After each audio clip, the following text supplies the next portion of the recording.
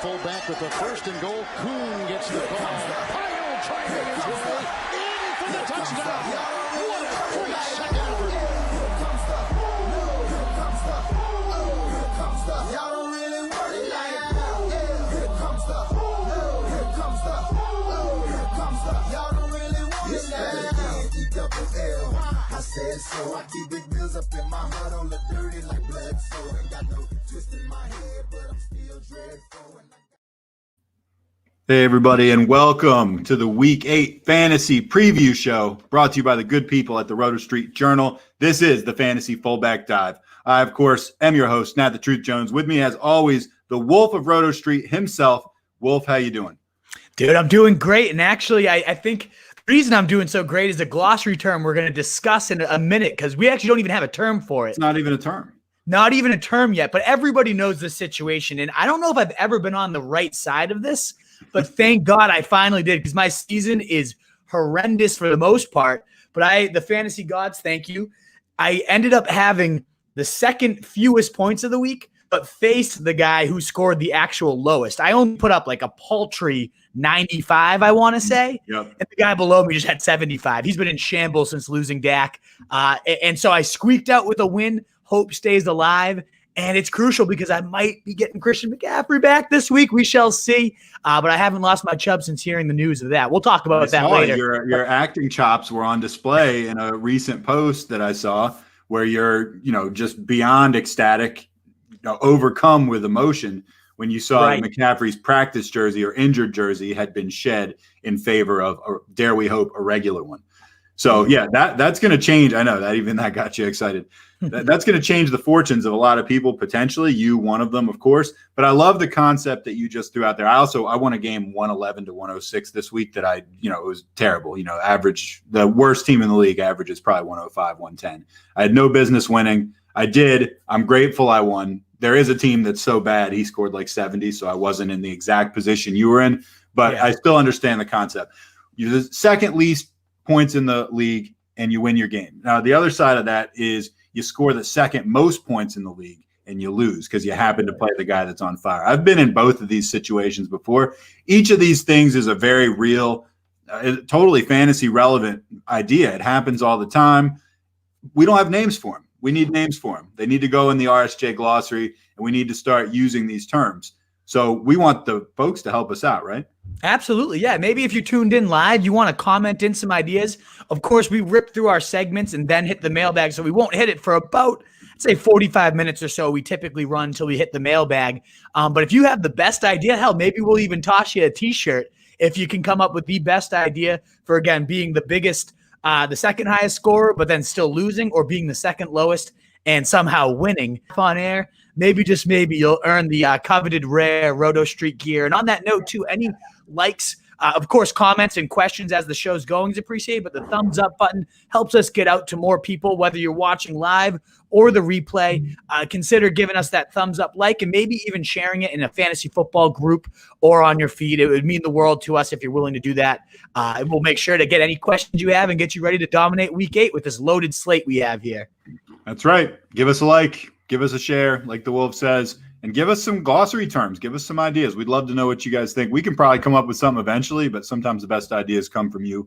And it's right in front of our face, and we just haven't thought of it yet. All right, we're going to get right into the news and trainer's room. The Athletic's Aaron Rice reports that the Packers are, and this is a direct quote, among the teams to inquire about the availability of Will Fuller. Isn't he Will Fuller like the fifth or something? He comes from a long line of Will Fuller. The V, yes. Will Fuller, the V, the fifth. But do you think once your line has gone that far, like, I'm not really into naming my kid after me or anything like that, making him a junior, but once your line's gone 5, don't you kind of feel contractually obligated to continue? You can't stop. No, you're not stopping after 5. That's you're going to 20. You're going to you're going till there's no more. You're going until your seed has been wiped out. Exactly. Game of Thrones style. Firstborn son is going to be Will Fuller. No doubt about it. You'd have to be an asshole. Right. But as we talked about, it's kind of obviously not the same exact news as AB because they're different receivers, but it's like, okay, where would be the ideal spot for an explosive receiver to go? I mean, the Packers were the top of our list for AB, and right. of course they're going to be the top of our list for Fuller. So to have their name actually linked to it, the AB stuff was just speculation. This is actually being, talked through, and they're among the teams to inquire. No deal is imminent. The Texans saying, we're not just going to have a fire sale and sell the season away. Of course they're going to say that it's a trade. Right. Ultimately, this guy has top 5 speed in the NFL, great separation. He's shown he can be an alpha. He would obviously not have to be across from Devontae Adams. I don't necessarily think this helps his value, but of all the places he could go, it wouldn't crush his value by any means. And maybe it does benefit him to be the number 2. We saw him thrive with Hopkins around, and whenever both were healthy and Watson was slinging it, and the way Rodgers is playing, the big benefactor would be Rodgers, right? Like imagine Rodgers throwing to Adams and Will Fuller, the way he's already fucking crushing it. I mean, he's crushing it if he's throwing a ton and no Adams. So he would be the biggest winner, and there's no doubt about that. But obviously Fuller would be among the best places for him to land if he gets traded. There's certainly some uglier spots. Yeah. So I like this. I hope this happens if he is going to get traded. I'd almost rather him just stay put. He's doing so well this year. Let's keep him rolling as that clear alpha wide receiver 1 with Houston instead of sending him somewhere. But if he's going to go and be a number 2, let's have it be with the Packers for sure. Do you think a team like the Ravens is interesting for him? I can't decide. Real life wise, yes. I mean, that would make that team deadly. You got Marquise Brown and him streaking. Fantasy wise, that would be one of my least favorite spots for him to go. Sure, do they need receivers? Absolutely. Miles Boykin's a number 2, but nobody throws less than the Ravens. So I would hate to see him go there. He'd have his random blowups. He'd be just like Marquise Brown, but then it's like, which one's going to blow up, if any of them blow up? Because we don't know if we're ever getting a receiver blow up week in and week out. So I would personally hate that. Real life wise, it would terrify me. I would think that just makes them that much more dangerous as an offense. They could use something like that. Fantasy wise, I sure as hell hope that does not happen. And the Ravens are such a weird team. It's like they got 4 running backs that average like 4.5 to 6 yards a carry. All of them unplayable. Anyway, if you're a Ravens tight end, you're doing okay. But that's about it. All right. Panthers coach Matt Rule this is another direct quote, hopeful Christian McCaffrey will be ready for Thursday's game against the Falcons. I think he's probably not the only one that's hopeful. Would you use hopeful? Would that be the first word you'd use to describe how you feel about this? I think horny might be the first thing that comes to mind. Rock hard. Yeah, rock solid, as tiny as it might be. It sure is moving. Like rock-like, though. Absolutely. Hopeful is beyond the word. And I'm in that situation, the classic situation where the guy I'm facing, pretty shitty team, but has Mike Davis, who's been rolling for him. So this would be to take that away. The double whammy to not only get my God back, Christian McCaffrey, but then to have Mike Davis taken from him would be the ultimate swing. It's like a 40, 45-point swing, maybe more if McCaffrey blows up. Humongous. And what better timing than the Falcons? As we talked about last week, giving up the most receiving points to running backs. Well, who's a better receiver at running back than McCaffrey? Answer, nobody. The dude's broken his own reception record in back-to-back seasons. I could just see it now. The beautiful McCaffrey returning, holding strong, having an 80-yard screen pass in the first drive. It just like, boom, he's right back off to the races. Now, granted, there's a very good chance he also doesn't play. Maybe the team's, cautious with him. It's a short week. Do we really need him for the fucking Falcons? Like, that's probably realistically what's going to happen. But have I been fantasizing night in and night out about everything else that could happen? Yes. Will I stop fantasizing about it? No. Until 4 p.m. tomorrow is the deadline for their decision. And I think it's trending the right way. You see the videos of him like warming. I've watched literally every fucking thing you could about this guy at this point. Him warming up. He's jacked up. He's jumping. Like, he's ready to go. It's a matter of, does the team, push it an extra week and be cautious? Or do you have some balls, Matt Rule? Put him out there, baby. My team could use it. Everybody could use it that owns McCaffrey. Just the act of, like, the shedding of the non-contact jersey and putting on a new one. Like, how did you picture that going down? When I read that news, I was dying, and both ways. Love everything. I just read the banner, and I love how the comment is producing wood for all others. I mean, you're right. You're right. We need to get Christian McCaffrey, RSJ. We can get him to go in on just like little kind of washcloth cum rag type things. See if we can get those sponsored. I'm sure that wouldn't hurt his image at all. No, not at all. He'll sign right up for hey, that. would you mind if we put your face wanna on, be the face on a of our rag that we rag? can masturbate into? You want to be the face of our cum rag. Right, Yeah. Anyway, well, we'll put that in as plan B. Yeah. Michael Thomas, and he's got ankle issues. He's got hamstring issues. He's got punching people in the face issues. But anyway, long story short, he didn't practice on Wednesday after some people were probably getting wood last week, hoping he would. Yeah, he's been the definition of blue balls. Like, whereas McCaffrey hopefully won't leave us with that. Michael Thomas, every single week, right when you think you're getting him back, he suffers a hamstring. He's getting tossed out of games.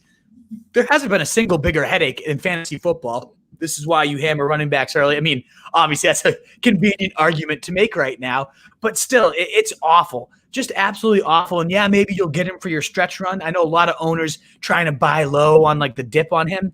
I mean, if you're like 6-1 right now and you could stomach a couple weeks, but to me, when people ask questions about him or ask questions about like, do I buy low on Godwin right now? Do I buy low on this? Like, if they've been a headache all year, are you confident they're just going to disappear as a headache? Like, none of those guys, granted, I love Godwin when he plays, but none of those guys have gone away as headaches. And I don't expect Michael Thomas to just suddenly be this like steadying force that dominates for you down the stretch run. So ultimately, you probably won't be with him this week. And if you are, you're getting a dinged up guy against a good Chicago secondary.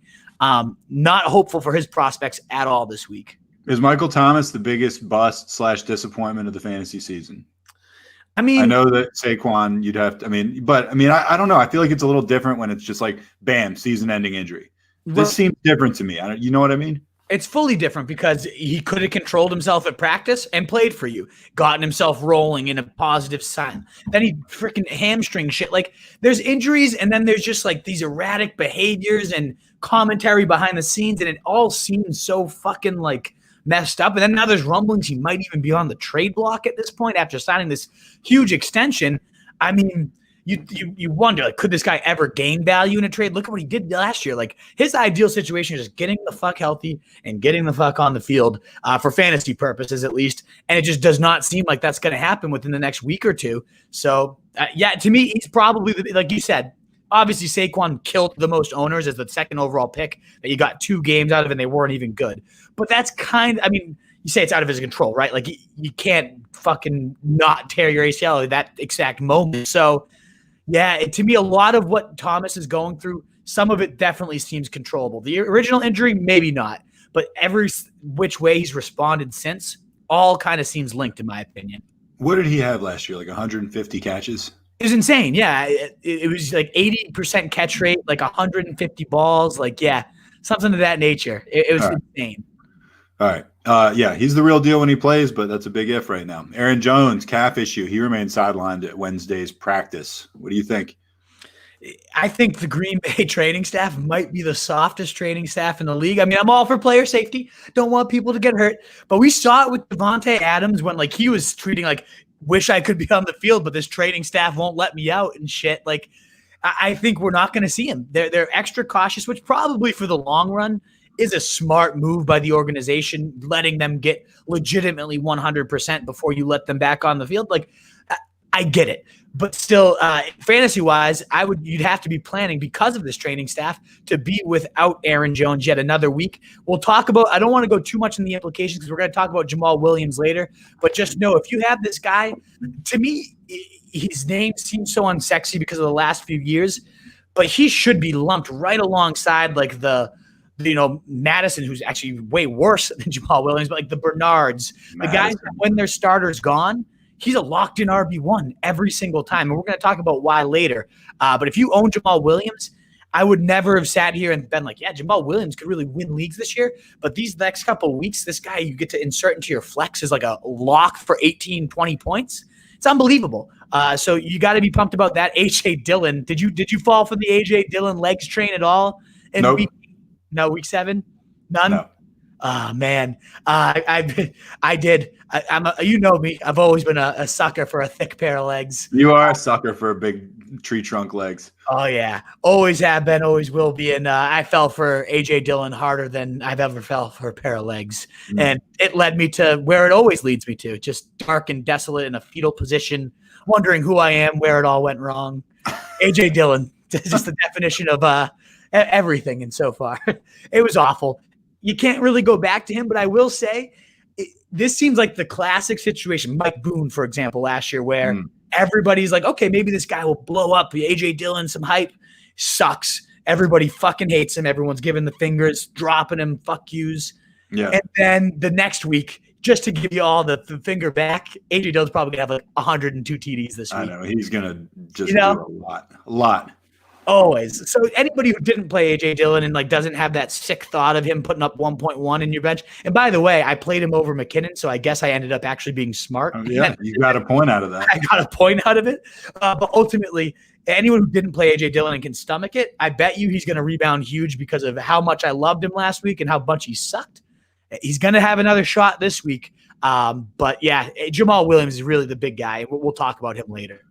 All right. Well, you mentioned Giovanni Bernard. Joe Mixon, foot injury, still not practicing on Wednesday. I had a lot of nasty stuff to say about Gio Bernard last week with his big dorky-looking mustache and the fact that he shouldn't even probably be in the NFL anymore. You hated mustache? Come on. I mean, I love it and I hate it.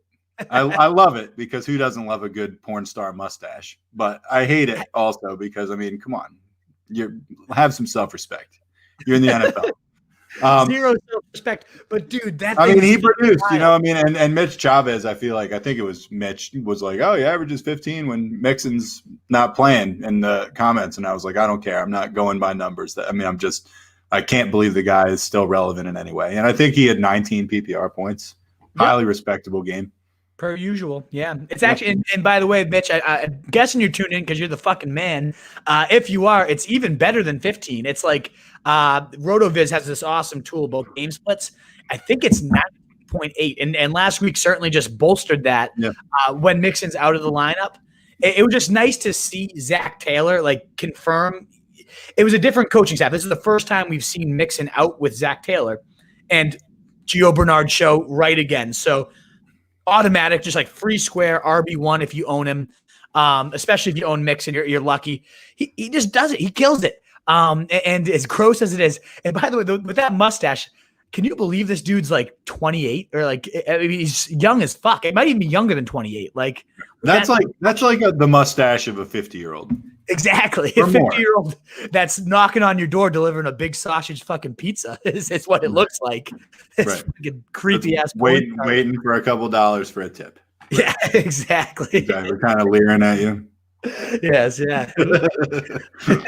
Is this what you ordered? But yes, Gio Bernard though, automatic smash play this week, assuming Mixon's out, and it seems like it's trending the wrong way. Tennessee, a great matchup for whoever is the running back one there. I think it's 6 most points to running backs.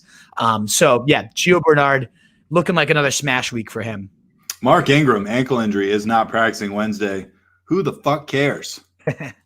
I mean, I know this whittles the committee from 4 down to 3 or from 3 down to 2. But you could see them finding some popcorn vendor or something they wanted to give 6 carries, right?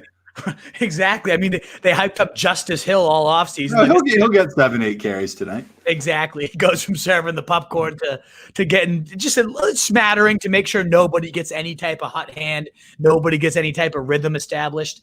It sucks.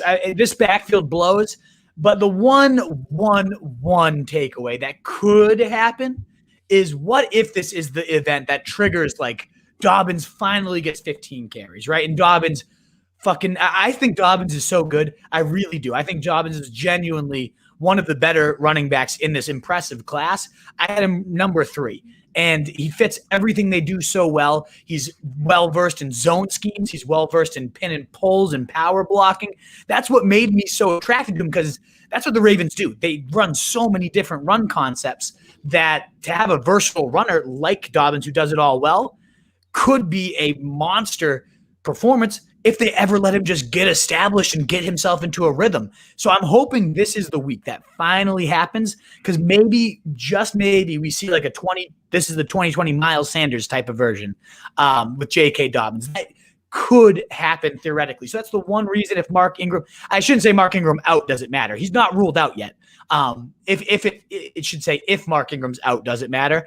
And I just think it might because if you're stashing and seeing if Dobbins could be a thing, this is going to be his chance. Mark Ingram's been horrible. It shouldn't be this thing that Mark Ingram's lingering and taking it. But if he's finally fucking eliminated, then maybe, just maybe, we get a full smattering of J.K. Dobbins. Now here come 25 carries for Gus Bus Edwards, and J.K. Dobbins will get no more than he ever has, and Gus Edwards will be a running back one. But I'm excited. At least it's something to watch for, even if you're probably not starting any of those guys. And if you want to put Gus or Dobbins in, you could probably count on 12 carries, and that's the running back picture these days. 60 yards.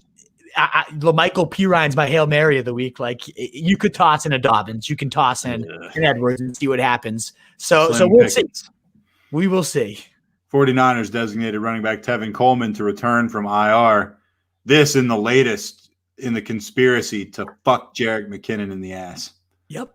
So enjoy that. But Kyle Shanahan's done a really good job of that with that tiny little thing. He loves to come out after the game and tell us this was all part of the plan. That's what he said. He said he's acting like they're going to ride McKinnon this week. Do you think they are? Fuck no. And if they do, then God bless them, because like he won't be on my team. I was too pissed on Sunday night. I hate cut him in I owned him in all 3 leagues because I was so hyped about him coming into the year. So I own him everywhere. And I cut him everywhere. I couldn't do it. I can't do it. I think JaMychal Hasty's going to come in and get like 15 carries, 20 carries. McKinnon will get like 3 mop-up carries in the fourth quarter. Get stuffed on all of them. Crew negative one. Maybe fumble. Exactly. Like, you're saying you're resting him. It's all part of the plan. I mean, the dude hasn't had any type of work. I'm going to go into McKinnon later. He's my lower of the week sneak peek alert. But ultimately 2, 4, and 0 points. Now I'm suddenly going to expect a return to that 90, 19, 50. I mean, that's what sucks though, is like PPR wise, he literally went 13, 14, 17, 23 to start. He was like the RB12, I think. He was incredible. He had scored a touchdown in 4 straight weeks, and that was sharing with Raheem Mostert, who looks awesome. Yeah. Those two were this dynamic duo. And then suddenly, I don't know what happens, but McKinnon, 3, 5, and 0 points. I don't know what happened. He's talking as if this is going to suddenly flip and change. I don't buy it. And Tevin Coleman. Prove it. Yeah, prove it. Exactly. Tevin Coleman makes it even less likely, should he play, that we get any type of value for McKinnon. And I'm just tossing his name out there because he's still only 20% owned and could get tossed in your IR spot even if he doesn't play. And again, I need to emphasize the fact that this backfield is going to produce a monster almost every week because that scheme is just so good. The zone blocking scheme, Shanahan, like they know what they're fucking doing. It's just not going to be Jerick McKinnon. Last week, it was Jeff Wilson was the highest scoring running back last week, 32 points. Yep. Literally the highest. Probably never play football again now. And now he might not play football again. And he wasn't even expected to play this week. And he puts up 32. So that's what I'm saying. Like, maybe it's going to be McKinnon. And if it is, then fuck me. But I think it's going to be JaMychal Hasty is my prediction. And maybe, just maybe, it's fucking Tevin Coleman. My best guess is it's not McKinnon. That's almost all I can say with confidence in this backfield. Is someone's going to blow up, and it's not going to be McKinnon. Here comes McKinnon. I was prepared to hate cut McKinnon. I even talked about it on our last show we did together, which was just a couple days ago. And then my team was so decimated by injury. And then the ESPN projections like, 13. And then you read the commentary on him, not the RSJ commentary. I know the RSJ position. I was just looking for any voice to tell me, yeah, you should hang on to this guy because I've got like 7 people injured. And they're like, oh, yeah, we're expecting him to be named the starter. I'm like, all right, well, I guess I'll hang on to him. So I'm not starting him, but he is still on my bench. Just get rid of him. Send a message to the fucking locker room, dude. Like, you can't have these losers. My locker room's all injured. They're all injured. Right now, my locker room is Chris Godwin, Carlos Hyde, Chris Carson, Dallas Goedert, Jalen Reagor, and McKinnon, I think. I don't – that's the locker room. They're all, like, in traction.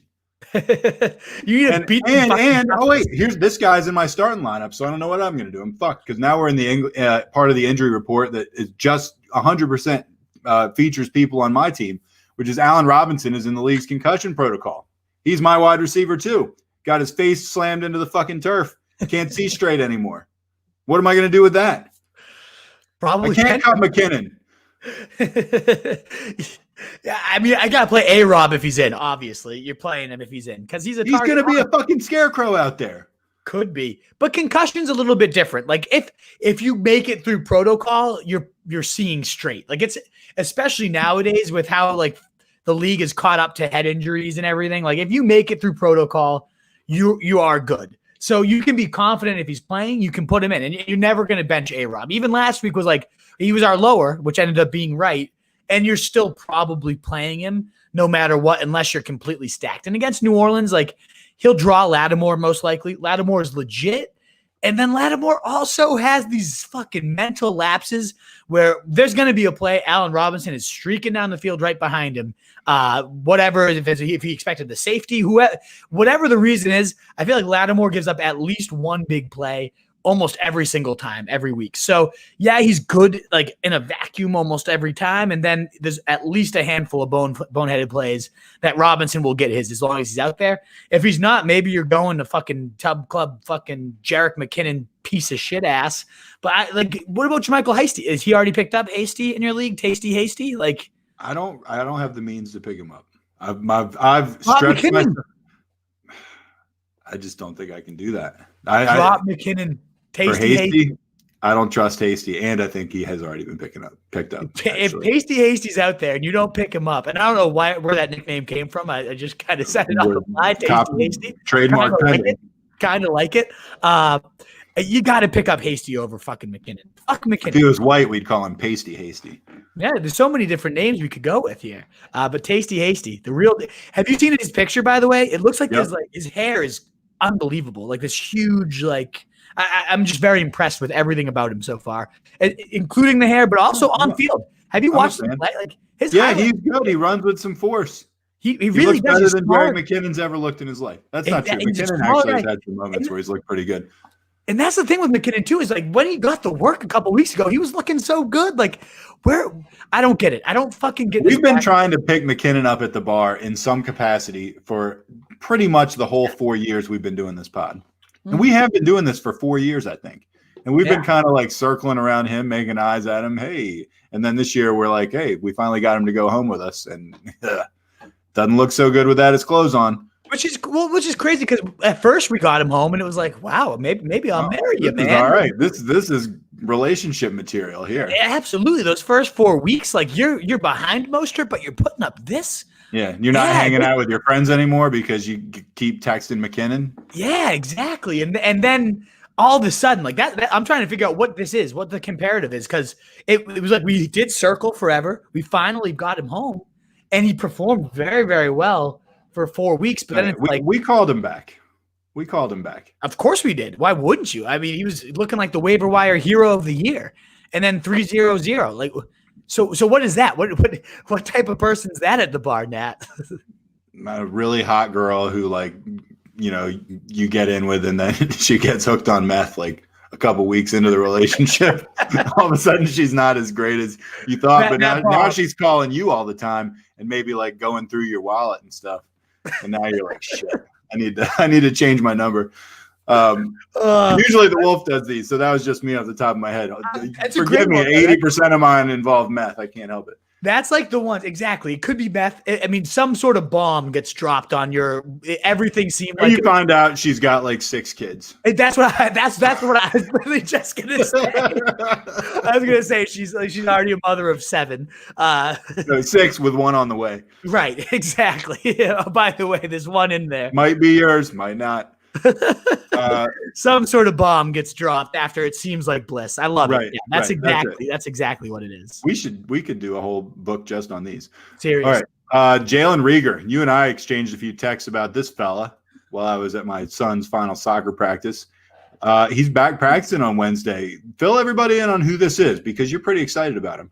I'm super fucking excited about Jerick McKinnon. I even wrote an article today, and it sounds like hyperbole. It is a little bit, maybe, but I said this is the must waiver wire stash of the year, has the upside to approach Odell's rookie season. I know that's crazy because Odell literally wrote history books his rookie season. So I'm not sitting here saying Jalen Reagor is going to suddenly overturn the history, But the stars are all aligning for a massive breakout this year. One, we just like Odell Beckham, training camp, dominant. Going against number ones, Darius Slay for Jalen Reagor, beating him deep, beating him with Slay draped over him. It's, they're generating touches in the short screen game. They're generating touches over the middle of the field, and then they're dusting him deep. He was the guy, every single training camp day, there was a new Puff report, and it necessarily not even Puff, about how he was the alpha. He was the one that was just so dominant and impressive and stood out at a different level than everyone else on the field. So you see it, all the hype, and then he gets hurt, just like Odell Beckham, right? And then, he plays a game, catches a 55-yard bomb, plays another game, gets hurt before halftime. The OCL, whatever the fucking thing is in the thumb, he breaks it. And then now his rookie season looks like it's getting derailed. But he's practicing. He recovered faster. And I always love seeing guys that recover faster than their expected timelines, because that just says you're made of something different. I don't know. Like AP, remember AP, the injury, like literally tore his ACL and then fucking led the league in rushing a year later. You think he's juiced, right? Maybe it's juice. Maybe they're made of fucking alien. I don't know what the hell it is. It's okay. I don't care. I just like you saying like, oh, I love when someone heals like, freakishly fast. It's like I think that's HGH, right? It could be. It's whatever it is. It never hurts. That's for damn sure. And it's great for fantasy. Exactly. And so, this guy is back faster than anybody expected now. He's already in practice. He could get Dallas, just like Odell Beckham, Sunday Night Football, Dallas. It's just one of those things, like if you believe in stars aligning and fate and superstition, it seems like a cycle, right? Like something's repeating here. And the dude himself is such a great all-around explosive talent, both in terms of running routes deep and in his cuts and everything. Also with the ball in his hand, he's great. He's a little bit smaller, but it's just so like, again, Odell Beckham almost like in that sense, with dangerous in the after the catch or also at the point of attack. Contested catch rate, yet he led all college receivers in contested catch rate. And we're looking at this historic rookie class that is just dominating right now, rookie receivers, just like 2014, where we had Mike Evans and fat ass Kelvin Benjamin back when he was actually good. Oh man, founding member of the Tub Club. Exactly. Him, DeMarcus Russell, Eddie Lacy, Trent Richardson. So many sad souls succumb to the Tub Club. But it's just, again, these weird parallels. The talent is so similar. And Carson Wentz, I mean, a thing named fucking Fulgham. Let's not discredit what the guy's doing. He's looked pretty good. But his name sounds like a fucking breed of potato. Fulgham? What the fuck? I used to be a potato inspector. Exactly. You put that on the sheet, I'd be like, yeah, that makes sense. Fulgham. The dude has seen 10-plus targets in the last 3 weeks. There's clearly volume available if something named Fulgham is seeing 10-plus targets a week. And if Reagor's as good as I think he is, as a lot of people I respect think he was, then there's no reason why eventually those targets aren't going to all shift to him. Deshaun Jackson, shocking, is on the IR for 6 to 8 weeks. Alshon Jeffrey, is he actually alive? Does anyone know if Alshon Jeffrey is still existent? Because nobody's heard of him. I mean, he's not on an IR. He's reportedly about to return every single week, and still, I've never heard a thing about him all year. So there is a path to clear volume for Jalen Reagor, a quarterback who, in tough matchups, has been sneakily like for all the hate Wentz got early in the year, he's kind of killing it right now. The quarterback 3 in fantasy over the last 3 weeks. So everything's aligning. Available volume, the talent, the quarterback, the surrounding talent, and then the schedule. Half the games come against bottom 6 defenses against receivers. The other half are all shootouts like Arizona, the Saints, Green Bay. The tough matchups are those, which are all shootout games. It just is. It looks to me like everything's in place. Now, just because everything's in place doesn't mean it happens. He could just go get hurt again. He might just not be as good as we expect. But everything is in place for that massive A.J. Brown last year, that league-winning type of upside. All that you need for that script is there for Jalen Reagor. I'm stoked about him. And he's only 15% owned. So if you're watching right now, go get yourself Jalen fucking Reagor.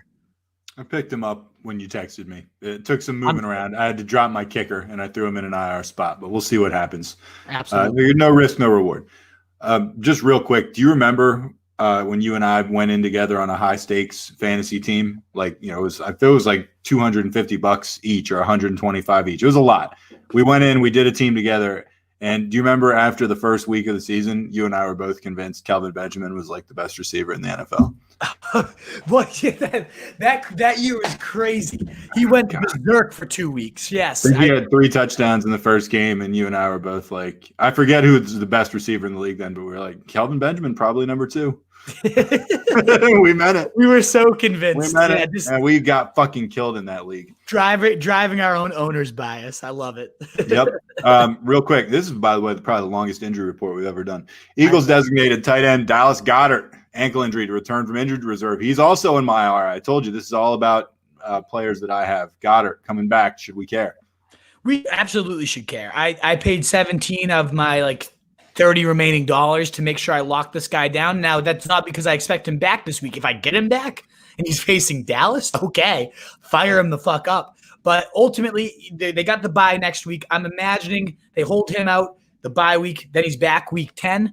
But Zach Ertz is 1, banged up, 2, a bag of complete crap this year. So this offense, I mean, Richard Rodgers, who we're going to talk about later, Dick Rod, has 18 points last week. This scheme loves peppering tight ends. They've been long awaiting Goddard to come back. I think, rest of season big board, you can find it at rosestreetjournal.com. He's number 8, I want to say, in my tight end rankings.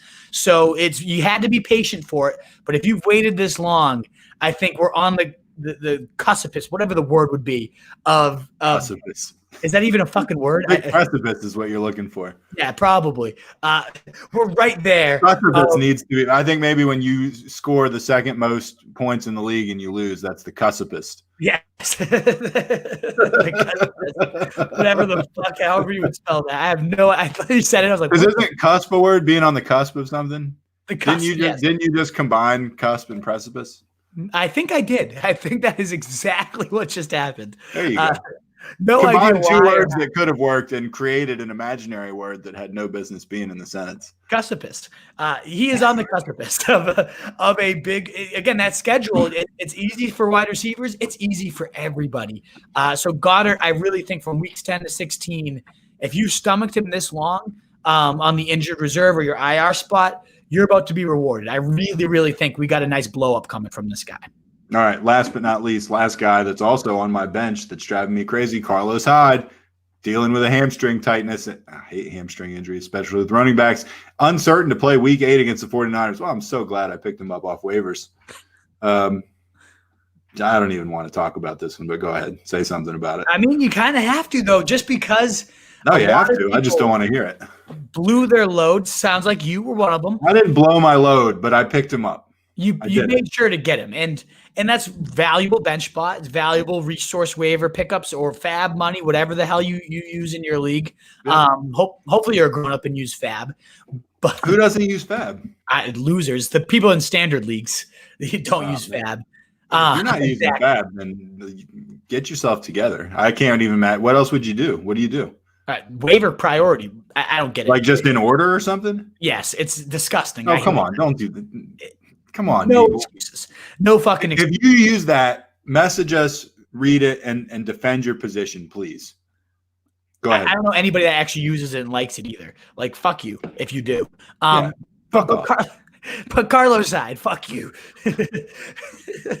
Carlos Hyde, hamstring tightness. It seems like it's going to be his week. A lot. He came in fucking hot talking shit about how he's the man, and then he's fucking hamstring. I can't go. Like, fuck you, Carlos Hyde. Don't talk shit and then fucking bitch out about your hamstring here. But it's seeming like, if I had to guess, and who knows, I don't have a crystal ball, but I don't think he's going to play. And so everybody blew their load. And I wrote an article about this. I made sure to do it Monday because, and actually it got like 5,000 hits today. So a lot of people were searching for this. I don't think Carlos Hyde plays. And I said he's going to be the waiver wire fool's gold. You're going to blow your fab. You're going to blow your number 1 priority, and he's going to sit out, and DJ Dallas is going to be the guy. Now, should we even care whether it's Hyde or Dallas? That's the other argument is they're facing San Fran, who's giving up the lowest points to running backs on the year. I would say if Hyde is out, I actually do care because that means literally it's only DJ Dallas. Travis Homer has a knee contusion. He's probably not going. We know Carson is week to week. So assuming Hyde sits, Dallas will probably be a top 25 running back for me, which again, during these bye week crunches is crucial. Anybody that's getting volume in the number one offense in the league right now in scoring is worth a look. And if that ends up being Hyde and you blew your load on him and now you get him this week, he's probably going to put up 15 points. DJ Dallas, if it's him, probably going to put up 15 points. I don't give a shit about the talent. It's all about the volume in that offense, and whoever it's going to be is going to do a solid job. I think owners that didn't go for Hyde and ended up playing it out slowly and taking DJ Dallas are going to be the ones that are rewarded for a less expensive pickup, and they get the fantasy points, not Carlos. Yeah, those are the ones. So I took a character strengths test when you and I worked together, which was years ago, longer ago than I feel like it was. Yeah. But that we would do the Myers-Briggs personality test, and then we'd also do a character strengths test. There was 24 character strengths. I was going to say, is that like the ENFP shit, or is that like that's the Myers-Briggs thing? Okay, yeah. But the character strengths is 24 character strengths, and they list them all from 1 to 24. So they don't say like this is your weakest strength. They say 24th. So my 23rd and 24th character strengths were, and I wish I had the list in front of you so I could have you guess. My 23rd character strength, forgiveness and mercy. not long on it. But I'm better at that than I am at my 24th character strength, which is self-control and self-regulation. So if you think that I can hold off and not blow and play it slow and see how it's gonna work out, no, that's not the guy you're talking about. I'm not the guy that is gonna play it slow or be like, oh, this we could have sex for 2 hours, or we could get it done in 5 minutes. Like 30 right. seconds. Stop being so generous. I'm including coming in the door, taking off your clothes, putting your keys on the table, all that. That's all part of the foreplay, right? I'm just not a patient guy when it comes to anything. I'm great at telling other people to have self-control. I'm awesome at it. You know what I used to do for a living. I'm just not one of these guys that does real well on it myself. So as you could expect, since it's my 24th character strength, Carlos Hyde is on my roster right now. Yes, of course. And you're going to regret that. Yeah, I already regret it. What are you talking about? I'm kicking myself for it right now. That's why I'm saying, how is Jerick McKinnon still on your fucking roster then? Because they're all hurt. They're all injured. All of them. I told you, they're all injured. All my players. I don't know if I have enough to field a team if Allen Robinson doesn't play. I'm going to have to drop somebody. Well, I'll drop McKinnon, I guess. Probably. Tasty. I don't think he's around anymore. Hasty. If he's around, you have my word. I'll pick him up. All right. I'm going to throw this one to you. It's trading tip. I'm going to go get another beer. The tip for the week. That was the longest injury report ever. It was like 40 minutes. I know. Right. We had a lot of notes to cover today. I think a lot of people, and there's some pretty solid banter there. And Jalen Rager, that one, I probably went 10 minutes alone, just losing myself. There was 10 or 11 guys. I'm not even saying it dragged. Maybe the audience will be pissed, but again, longest one we've ever done. Yeah. Trading tip for the week. We're officially on to the next segment. The tip is it's as much about value to your team and needs as it is about the talent involved. I happen to agree with that one quite a bit. I'm going to be listening while I run to the fridge, and then I'll be right back. Go ahead. 100%. And I actually was inspired to do this trading tip because one of our own writers, Scout Pan, great new guy, wrote about Claypool a couple weeks ago. A great breakdown of his value. He texted me a great question. Should I trade Clyde Edwards-Helaire for Allen Robinson? And now when you look in a vacuum, right, at this point, I'd say A-Rob is a little chunk above Clyde Edwards-Helaire on just a vacuum stance of value. More target hog, just consistent value every single week in and week out. Foles is looking at this guy 12 to 15 times. Whereas now Clyde has Le'Veon Bell. He has some warts to him, right? But then he also adds in his text, my receivers are DK, Will Fuller, Hollywood Brown, Justin Jefferson, and T. Higgins. And now it's okay, and his running backs are Derrick Henry and Jonathan Taylor, two good running backs. But then the flex, the third spot, to his team, Clyde Edwards-Helaire is 1,000 times more valuable than Allen Robinson. Even if I look at my rest of season big board, I don't even know off the top of my head how much higher I have Robinson than Helaire. I know he's a little bit higher at minimum. But when you have to consider what does my team need right now? And then make a move that, in a vacuum, is these two players for that one player, like not a great deal? Would people judge you for it? Sure. But if your team needs, for example, my league, my Holy Cross buddies, I literally still have McKinnon in because Hasty was gone and I fucking did. Oh, really? Oh, you have McKinnon still in. Yeah, I hate it. I should have. You did a lot of talking like 2 or 3 minutes ago. I know. I hate cutting him everywhere else. But my number one running back was Saquon. He's gone. My running back 2 was Antonio Gibson. He's on bye. I actually don't own anybody else. Like that literally, I don't own any other running backs. It's bad. So to me, even though I have Mike Evans, DK Metcalf, Robbie Anderson, T. Higgins, I have a ridiculously stacked crew. Except Mike Evans. Yeah, these days. Well, Godwin now hurts, so maybe Mike Evans. If not this week, then never. Right. I mean, that is also true. McLaurin. I have McLaurin too. So, I mean, I have a 5 wide receiver 1s or high-end wide receiver 2s. And 3 of them are going to be on my bench every week.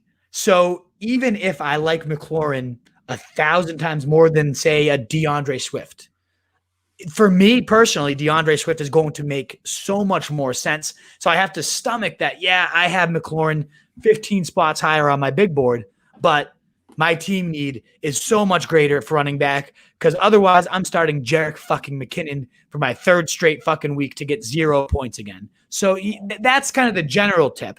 The guy I wanted to discuss for trades and the agenda here, the question, just like last week, it was like Drake, is the question I keep going.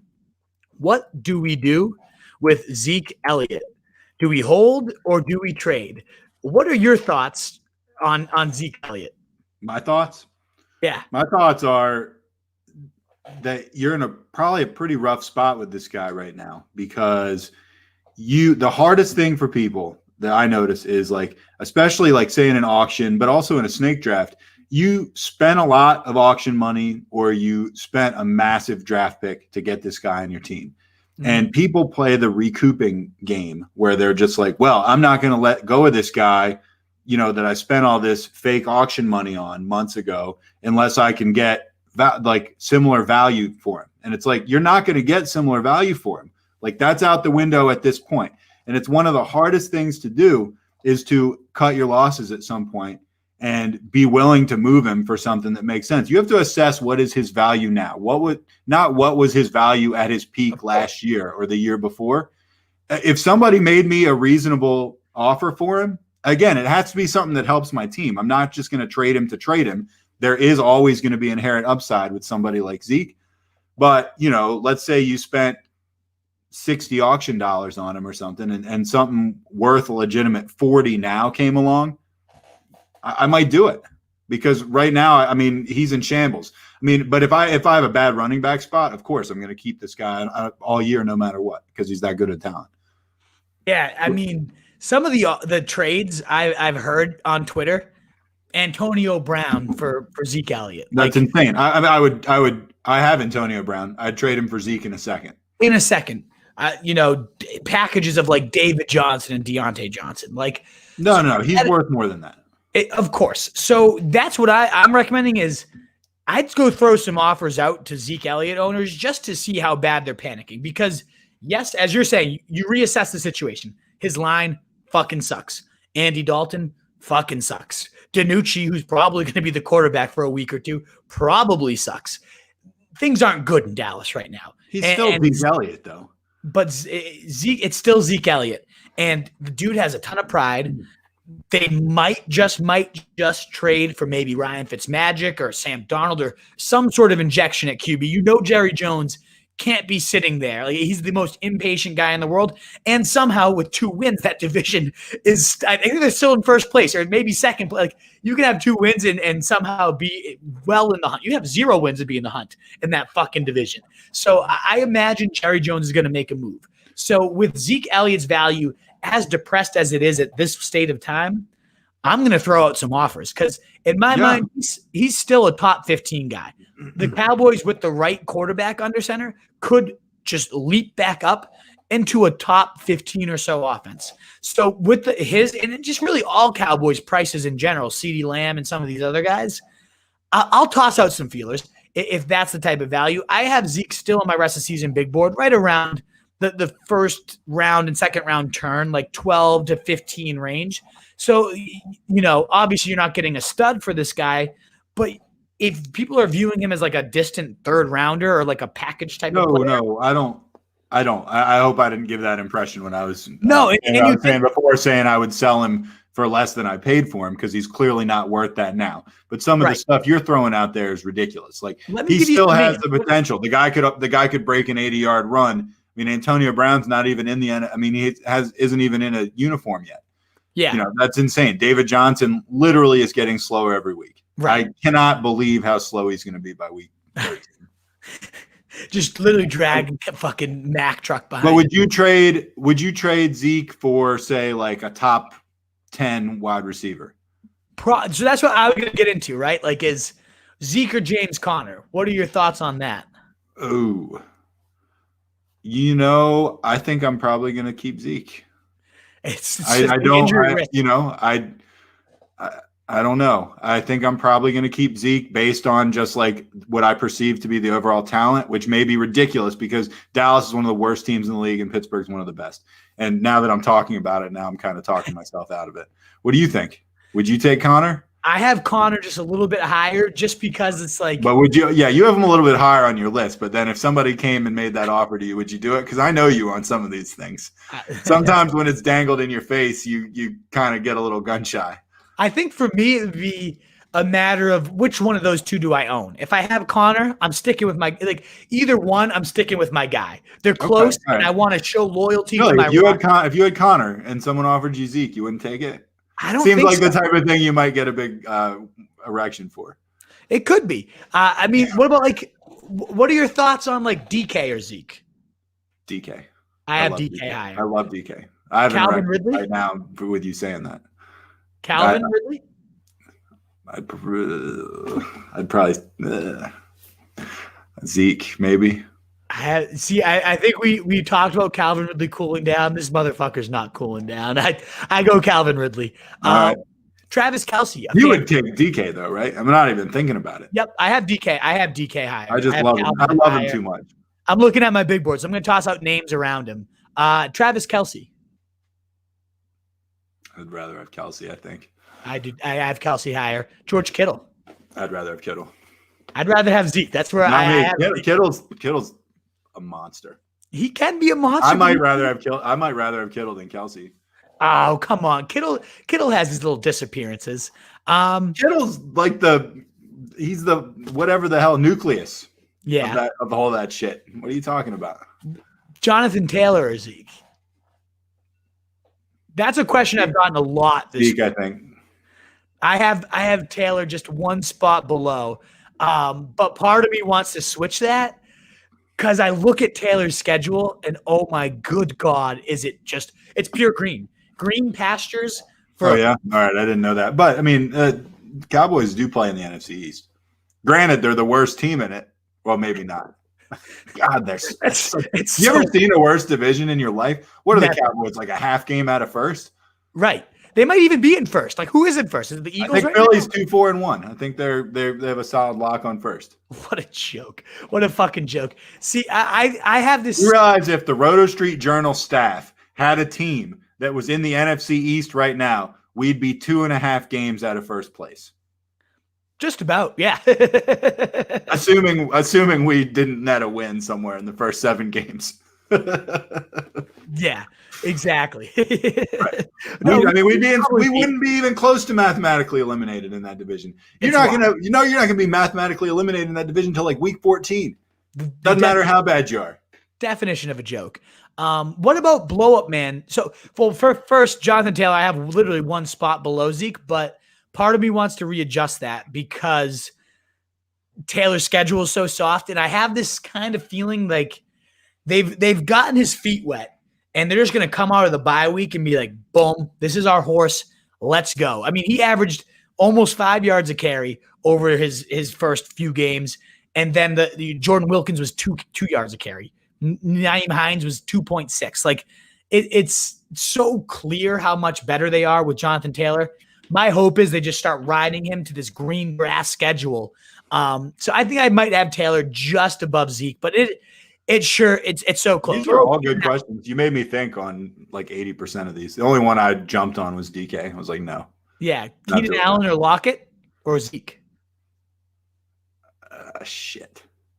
Mixon? Like these are all the names I'm getting for him. I'm like, fuck. Every name you're saying is making me think. I wouldn't trade him for Mixon just because I hate Mixon, even though it probably makes sense to take Mixon. Yeah. I don't know. They've both beat up women, haven't they? Who, Zeke? Or did he just beat up a guy real bad?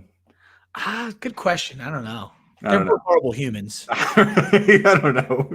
Maybe I'd try to get them both in my backfield. I have a buddy, by the way, that was trying really, really hard at the beginning of the year. He's a listener of the show. I mean, he might have made a comment. He was really trying hard specifically to put together a Kareem Hunt, Joe Mixon backfield because he really just, what a dick. Awful human, but kind of funny. Right, exactly. Terrible. And I laughed at it. Chuckle. But yeah, I mean, that's the thing with Zeke. Ultimately, the summary is like, you're probably, if you own him, you're just sticking this out. And let's hope the situation gets better because of quarterback injection.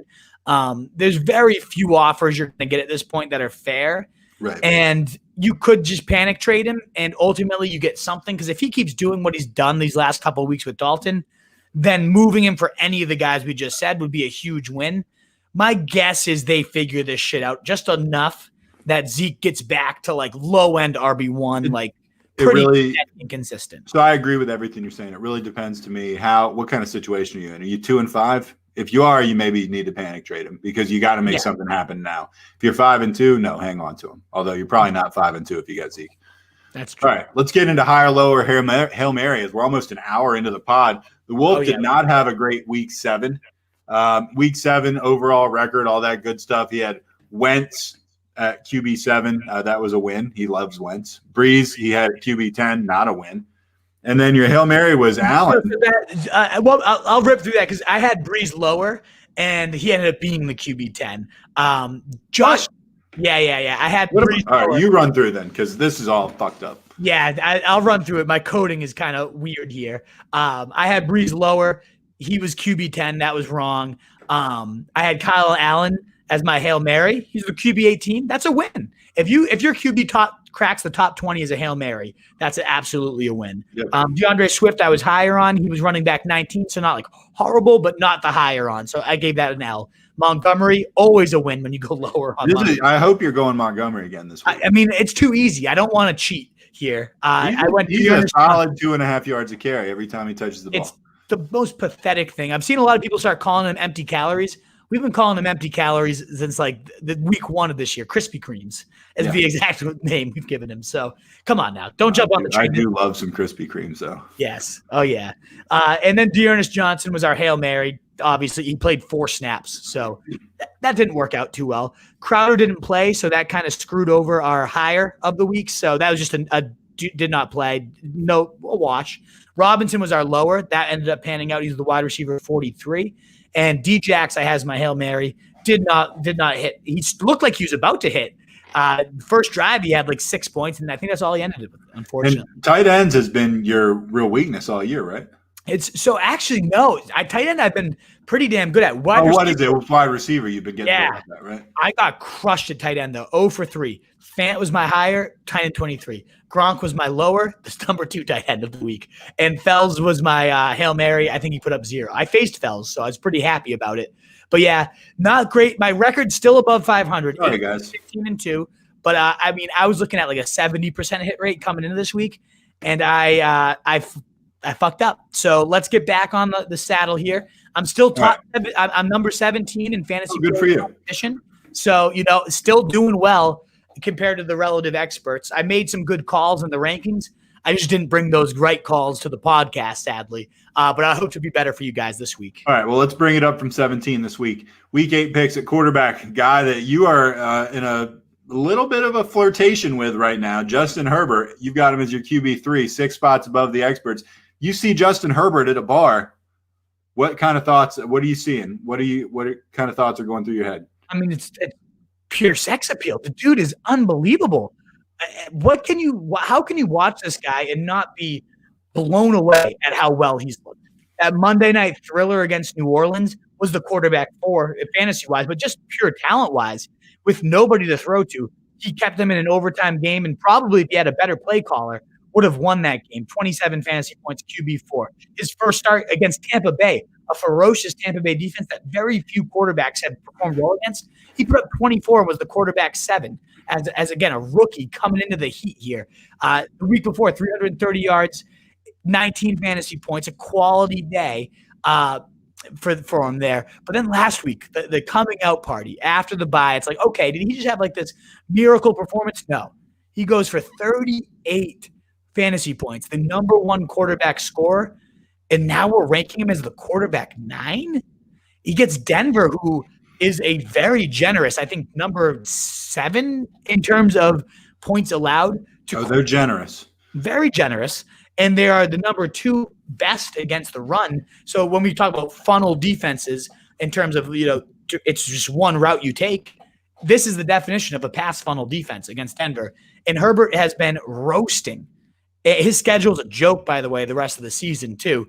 I think it just keeps rolling. I think 9 is a absolute abysmal ranking. I have Herbert above fucking Pat Mahomes right now.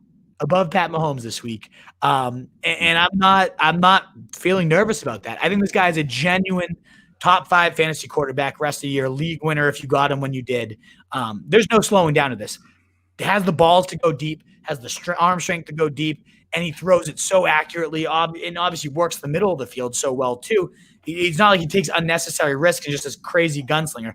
I love Justin Herbert. I think he keeps this rolling. The one concern with this one is, can Denver keep it competitive enough that he has to keep slinging? That's the one concern when you're facing Denver. That's why Pat Mahomes, we were lower on last week, didn't end up blowing up. But I think Herbert has another 25, 30-point day in him for sure.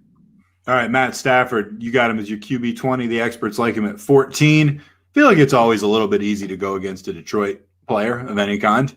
But what do you got specific thoughts here? Indy's defense is not bad. No, that's a big part of it. Indy's defense is one of the better against every position, including quarterback. But then I also look at Matt Stafford and I see these are his quarterback finishes on the year. 21, 19, 15, 9 against New Orleans. So one quarterback, one game so far, 21 and 15. It's like, well, we must have had a tough schedule, right? No, that included a game against Arizona. That included a game against New Orleans. That was the one good game he had. Jacksonville, who we just talked about, the aforementioned Justin Herbert bombed for 38 points. We got 13 out of Stafford. Atlanta, the definition, the number 1 matchup against quarterbacks. No quarterbacks put up less than 20 points against Atlanta until Matt Stafford, 15 points. Did you see what happened at the end of that game? Oh, how they blew it with Gurley, trying. Is Atlanta not just spectacular to behold? I've never seen anything like it in my life. It's unbelievable.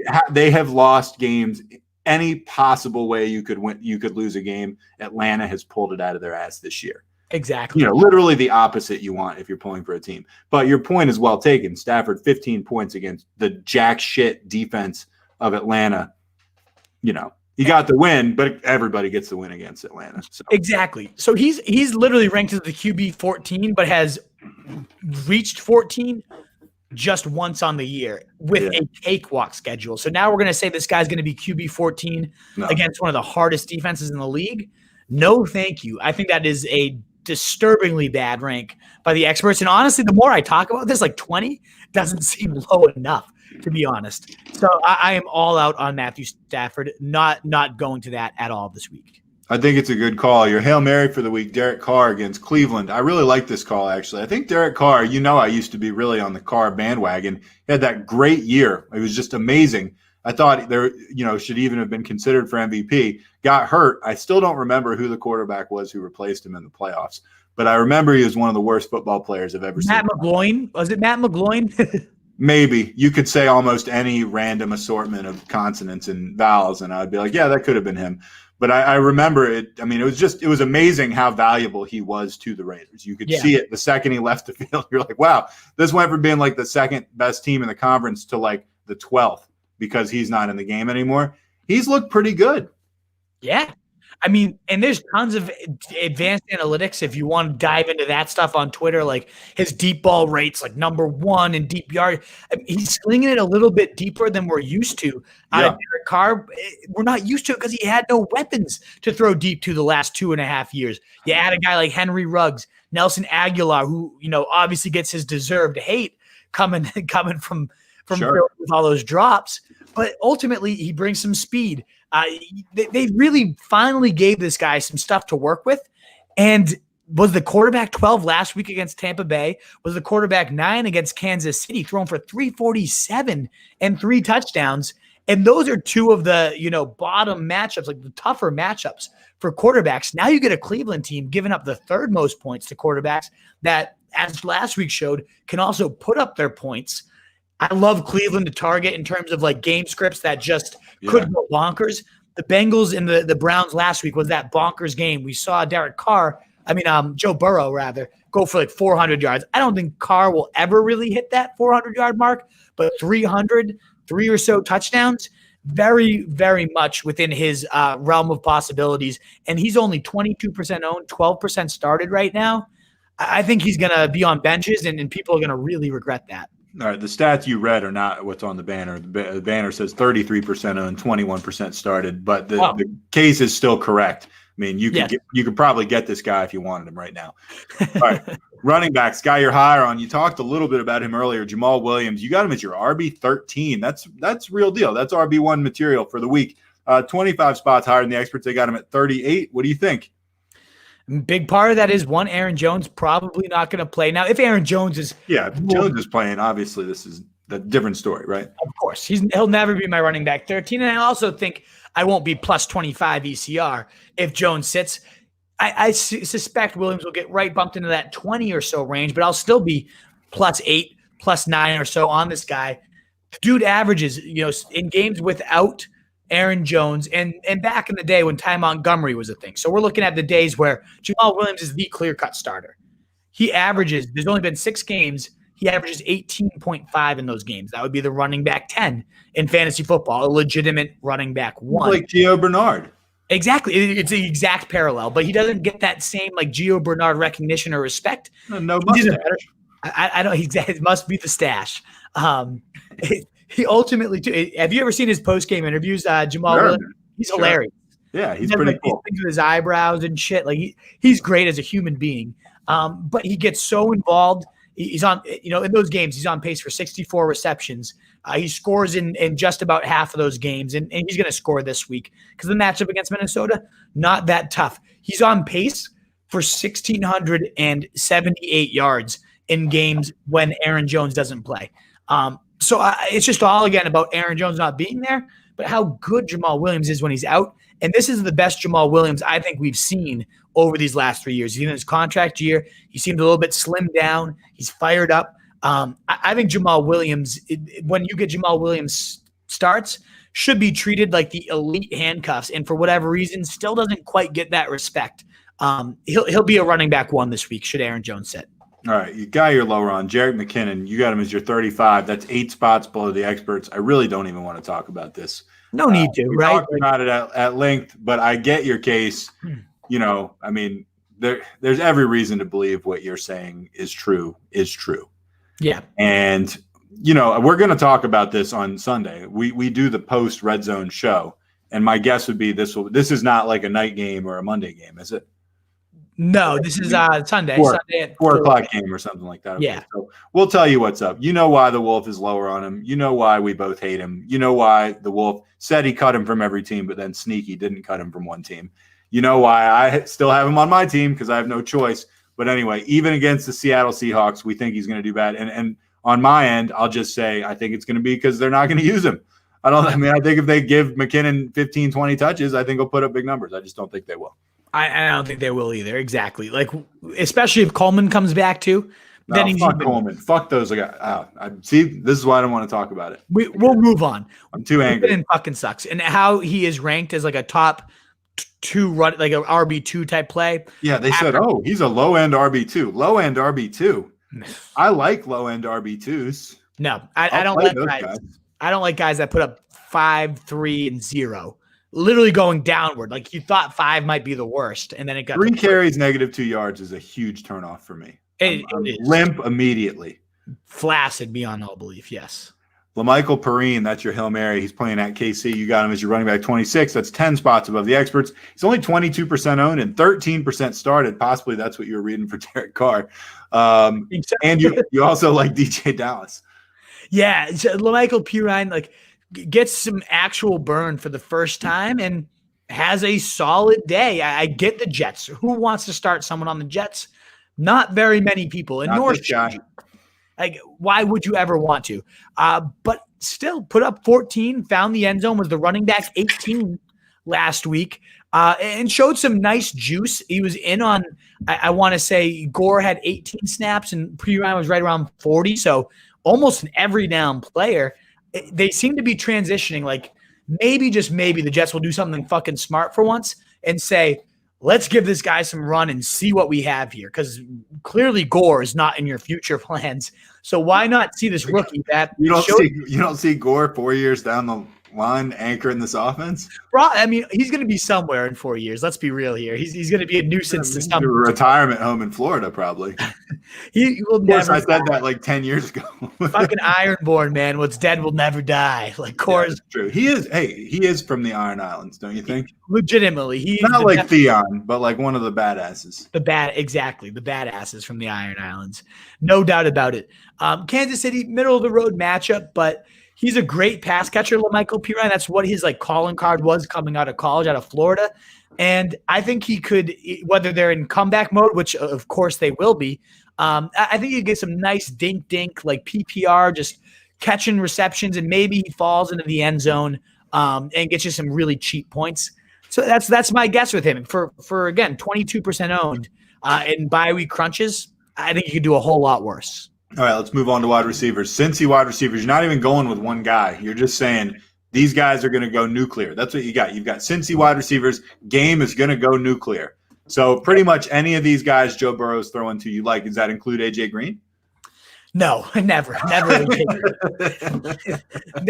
I was like, I'm going to make him dial this back just a little bit. We'll exactly. Although, granted, the dude has had like 90 yards and I think 2 or 3 straight. So maybe AJ Green is in play here. But I'm more so focused on Tyler Boyd, who I have at 16, 5 spots above the ECR, and T. Higgins also 5 spots above the R at 18 ECR. Both of those guys much higher in my rankings because this game I think goes crazy. Both of those teams play at a faster pace than the average NFL. So I think the two offenses are both pretty explosive and can put up points in a hurry, and both defenses can surrender points in a hurry. And I love attacking scripts like that. And so I love Boyd. They have nobody that can man up on Boyd or Higgins. Malcolm Butler's a fucking joke at this point. So both of them, I think, have 90-yard TD days. Maybe one of them goes completely berserk. And if it is one, my guess would kind of be sneaky Higgins. I just love what this dude's putting on tape as a rookie.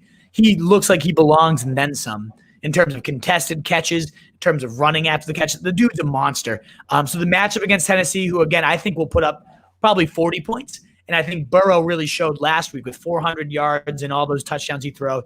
He's made for these type of shootouts. That's what he did in college. Like the dude can sling, and it's going to happen this week with Boyd a little bit higher than Higgins, but I love them both. I absolutely love them both. The guy you're lower on, Darius Slayton, you got him as your wide receiver 38. That's 10 spots below the experts. I'm not too excited about him either this week. The experts seems like the experts aren't super excited about him either, but you are even less so. Why is that? Yeah, I mean, they're ranking him as like a mid-range 2 to 3, and I have no interest. One, because Tampa Bay is as tough of a matchup as you can get. I think that defense is very legit. 2, I think Sterling Shepard might be the wide receiver 1 here. I mean, it's a small sample size, but he came right back in, and Slayton put up 2 catches for 23 yards against a very easy Philly defense. Now, maybe that was Slay shadowing him and the match, but then again, you're going to get a good coverage from Tampa Bay, which is also crazy too, because just a couple of years ago, it was like Tampa Bay was the defense you smashed against. But only 4 points in PPR leagues last year. He's got like a little foot ailment that really seems to be dinging him up. So between the health, between Shepard being back, between the matchup. Like, I just do not like him at all. And he's going to be on my bench for a guy like my Hail Mary here. All right, Nelson Aguilar is your Hail Mary, 16% owned, 13% started. You got him as your 36. That's 12 spots higher than the experts. I actually wrote a stock watch on this guy, so I am more well-informed on him than I'm about most of these guys. I agree. He seems like a good guy to take a chance on. Absolutely. I mean, 3 straight weeks with a touchdown. Last week led the Raiders in snaps. Some people bringing up the concern, you're concerned about Bryan Edwards. What the fuck has Bryan Edwards done that's going to fucking scare me? No. The easy answer is no. John Gruden saying we got to just keep giving this guy more because every time we do, he just responds. And yeah, last week he did have a couple drops. Before that, he was 10 for 11 on his targets. So sticky-handed. Seemed like he had turned a corner. Last week, the characteristic drops had hit, but Carr said, we're going to keep going with this guy because all he does is get open. And that is all he's doing. He even in Philly, like when he got featured, he typically would perform pretty well, despite like one boneheaded play a week. He still has some natural smooth ability and some great deep speed too. And Cleveland's given up the second most points to receivers, particularly. They're vulnerable to getting burned on the deep shot. And Carr's throwing a great deep ball. I think he drops at least one nice one into Aguilar. And we get a solid week out of this guy. As a Hail Mary, that's very low owned, 16% owned, only 13% started. I think he should be in a lot more lineups this week. All right, tight ends. Jared Cook, you got him as your 6. The experts have him at 9. That makes me happy. That's one guy on my team that you're high on. I do actually have him, and everyone else on my team is pretty much injured. Why do you like Jared Cook? I mean, there's no one else to throw to. One with Michael Thomas banged up. We got the COVID alerts for fucking Emmanuel Sanders. And we're seeing, just like we saw last year, the volume's not great. 3 targets, 4 targets, 3 targets, 5. But it's always the value of those targets. It's always in the red zone. It's deep down the field. He's got 3 touchdowns in 5 games. And now he gets a Chicago team that is bottom 10 against tight ends, but very good against wide receivers. So kind of like if you throw against them, you're throwing to your tight ends. And when you have no one else to throw to, we could get a classic like 2 touchdown day out of Jared Cook. So I love this guy. I think people are underrating his upside given the matchup, given the lack of weapons around him, and given the deep speed is still there. We're going to see another 20-yard touchdown, and it's a matter of does he get some juicy little receptions on top of that. Hunter Henry, guy you're lower than. Man, this guy used to be the cock of the walk. Tight end 11. 4 spots below the experts. Not a huge difference, but I mean significant. 10-team league, maybe difference between starting him and not. Why don't you like Hunter Henry? Is it because you think he's going to get injured and be out for 18 months? Probably. That's always a risk with this guy. But he's steady and just not great ever. Like, and when I say steady for a tight end, he's steady. Like, but also he was only really steady when he had Tyrod Taylor thrown to him. 73 yards, 83 yards, and then Herbert takes over. He hasn't topped 50 yards since. Herbert, it should be noted, a far superior quarterback. Far superior quarterback that loves to sling it deep, take his shots, make the most of his receivers. 39, 23, and 23 in his last couple games, ultimately scored in only one of those. So he's been 6 fantasy points, 12 fantasy points, and 5 fantasy points, and 3 out of his last 4 starts with Herbert. I don't love that. Denver's very generous to receivers, but decent against tight ends. There's just no ceiling. The guy hasn't topped tight end 10 on the year, and the floor is kind of a lot worse. Again, last week, 5 points that a lot of people seem to recognize. So even 11 seems kind of generous, to be honest, the more I talk about this. Kind of agree, actually. Not a big fan at all. All right, let's talk about your Hail Mary. Richard Dick Rod Rogers, tight end 9. He's 20% owned and started. You've pretty much made the case for this guy earlier in the week. You got a real vacuum at Philly tight end, and Wentz loves to use him, and Ertz is out, and Goddard is out, although coming back soon, we think. And this is the guy, right? And then you stir in the fact that it's against Dallas, who right. bottom 3 against tight ends. And folks, we've got a gem of a matchup. Yeah, exactly. All of those factors all line up. Never mind the fact against a Giants team that, of course, sucks, but like on defense, they've been sneaky good this year, and they've been really good against tight ends. He just went 8 catches and 85 yards against him in his only like lone start. So if he can do that against New York, he can certainly, at minimum, repeat a 15-point day. and probably at a touchdown or two on top of that. So for a guy that's 20% owned, I don't see how he's not started in some league everywhere. Like there's got to be an owner. If you're in a 12-team, even a 10-team league, again, he's my number 9 tight end. Tight end is that bad that everybody in every league should be starting. Somebody should be starting Richard Rodgers in every fucking league for all the reasons we just said. All right, that does it for high or low or Hail Mary. I think, Wolf, since we're so deep into this, possibly we should move the hypothetical to next week. I have one. It's not one of my best, but I mean, I do have one. But we are an hour and 20 in. Yeah. I have to assume there's at least some mailbag action to do. So we already got 40 questions here. So, and of course we do. As soon as we start, we know the mailbag just starts to pile on. So why don't we do this? I'll come back with a really good hypothetical next week, I promise. But in the name of getting this thing over in maybe 2 hours, let's hit the mailbag. Let's do it. Martin Broadhurst, we got this question early in the fucking show. Should I start Hawkinson or Gesicki this week in PPR? Thanks. I got to keep going Hawkinson. I know the blowups haven't been there, but I mean, he scored in 4 straight, and Stafford my low of the week.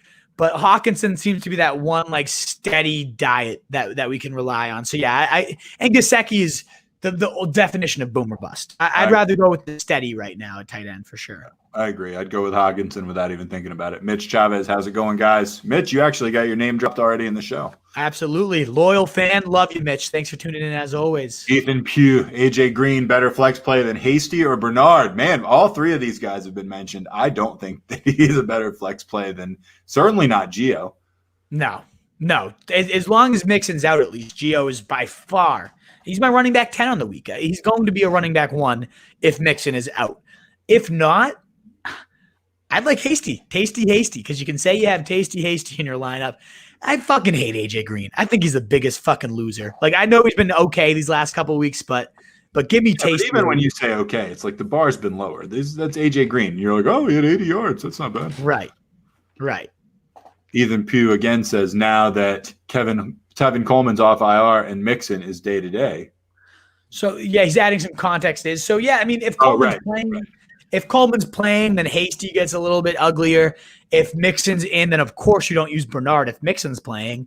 So yeah, I mean, if those 2 things come to fruition, then okay, maybe AJ Green's your best option. Well, then you have 3 pretty shitty choices. Then you have 3 very shitty choices, and you make sure to check in on Sunday at 11 a.m. where we will give you the updated rankings list for sure. No doubt. Kyle Tuneberg won my work DraftKings 2 weeks in a row. Thanks, guys. No problem. Also won both my redraft leagues. You're welcome, Kyle. And we're proud of you. Seriously. Love it, man. Love Thanks. it. When's that new grow? So Tunes is a grower, and oh yeah, showed up at a live show and goes, "This is my tip." And this is at the middle of old planners. Just comes up and gives me a handshake. He's a Beverly guy, and just is like, "Hey man, great show." Look at these little goodies, Tunes. So he told me he had a fresh one coming. I'm excited to see it, Tunes. Well, I may need to meet Kyle at some point as well. Kyle's grows some great stuff. Let's put it that way. All right. Mitch Chavez made a trade last night for D. Cook and M. Andrews. I like both of those. Let's see who gave up. Gave up CEH, Hunter Henry, and Cup. Thoughts? Yeah. I have great wide receiver depth, so good there. One last week, 216 to 138. Herbert and Lockett. Yeah, that's a nasty stack. Nasty QB wide receiver back. I went against a guy in our league, had the Wilson Lockett stack. Yeah, accompanied with James Robinson and a couple other guys. And he also went well over 200. I'll tell you, I don't love Hunter Henry. We talked about that. I certainly like Andrews more than Henry. I like Cook more than CEH, although he's a real X factor. And then Kupp is pretty good. It's funny, CEH and Kupp, both guys that are on have scored less points than we would have expected them to list. So possibly selling guys low that might end up doing really well. I don't know. I do really like Cook and Andrews. What do you think? I see. So I'm always a fan if you can get the best player in a deal, just Cook, especially if you have the depth to do it. I like that. I always am a big fan. And Cook is by far the best player in this deal. If he stays healthy the rest of the year, I might rank 2-3 people above it. Maybe not even. Honestly, would have been number 1 before he got hurt. In many ways, Kamara the only guy above him, let's say. So Andrews, huge upgrade over Henry, in my opinion. Yeah, he's been inconsistent, but you're never getting a 25-point day from Henry. You get one out of every 3 games from Andrews. I've gotten multiple 25-point games from Henry already. Not this year. Oh, I thought you were talking about Derrick Henry. Oh, no. We're talking about don't disrespect Derrick Henry. I kind of zoned out and came back in and heard you talking shit about him. Never would talk shit about God, steamroller. Okay. But no, and so especially when you add in, and I like that you did this, Mitch, is you're very good at wide receiver depth. Like it's kind of close if you weren't set at receiver. And it's like, okay, you downgrade to who at receiver. But if Kupp's like a bench piece anyways, then I think you ran away with this trade. I really like this one. I think you did a great job. And as we keep going, guys, again, just remind you now that we're in the second hour here. Any likes for you second hour crew? Comments are great. We're going to hit every question we get. But the thumbs up button, whether you're on YouTube, Facebook, the like button on Twitter or the share on Periscope, all that good stuff, just to help us get discovered. We want to, of course, we're doing this because we want to help you and have you crush. Do us a little solid and give us the thumbs up and like it. That'll help us get discovered by more people, and we'll be very thankful for it. Right. We were doing it for you. We also want to become wealthy. Exactly. So help us out. Mitch Chavez, I've got Bell still on my bench. Wasn't giving both CEH and Bell also. Right. And that's one of those things. We like your end of it even more, maybe. Exactly. Because imagine, one, you want to split that up. You don't want both guys because you'll never use both. And then if something ever does happen to CEH and now you have Bell plus fucking Dalvin Cook, Bell in the Chiefs offense is the main guy, like holy shit. And I love CEH, so I hope nothing happens. But for your team's sake, good Lord, that would be crazy. Rodney Davis, any news on Aaron Jones or Miles Sanders? We talked a little bit about Jones earlier. We have not touched on Miles Sanders. You heard anything? I have not. It seems unlikely that he goes. I've been reading a lot of Eagles practice reports just because of Jalen Reagor's sake, and Sanders hasn't really been out there. They have the bye next week. Most of the beat writers are speculating he's going to sit, and similar with Aaron Jones, as we talked about earlier, it sounds like it's ultimately they're going to be cautious with him. That's how the training staff kind of operates over in Green Bay. So, yeah, I don't expect either of those guys to play, Rodney. Mitch Chavez, loved your foil.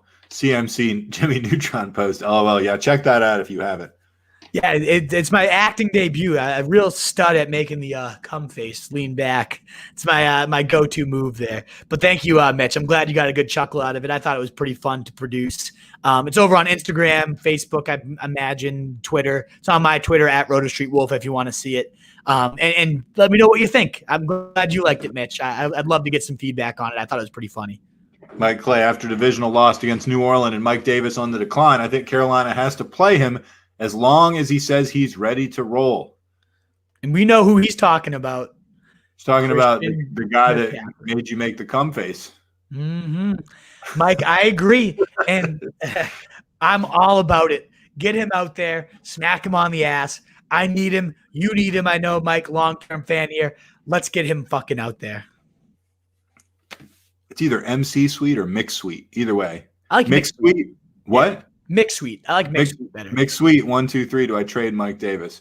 Dude, it all depends what you're trading him for. So I would say one, I've seen some pretty good offers, like quality talent coming in for Mike Davis.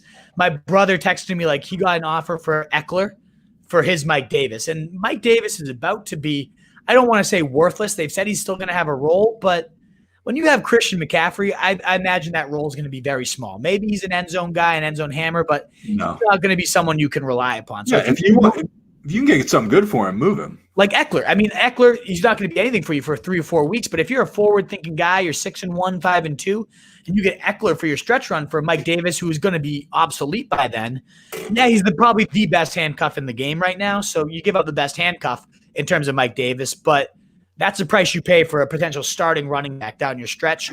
So if you can use Mike to get him, I heard like Mike Davis for Chase Edmonds. I mean, Chase Edmonds is about to go completely fucking berserk with Kenyon Drake out. So yeah, I would look to trade him. I'm looking to move him for sure. Amar Sadu, Taylor or Sanders, rest of season? I like Taylor. Yeah, me too. I'm guessing it's Jonathan Taylor you're talking about. And yeah, me too. Yeah, I mean, ultimately that schedule, as we talked about, maybe Frank Reich wakes the fuck up and finally rides this guy. That's my expectation and hope. Mitch Chavez, thanks guys for the shout out. You're welcome, Mitch. Thanks we for knew listening. You'd be here. Thanks for hitting us with questions all the time. Tell your friends. Always tuning in, always coming by. Mitch, it's very easy to shout out a loyal fan like you. We really, really appreciate it, brother.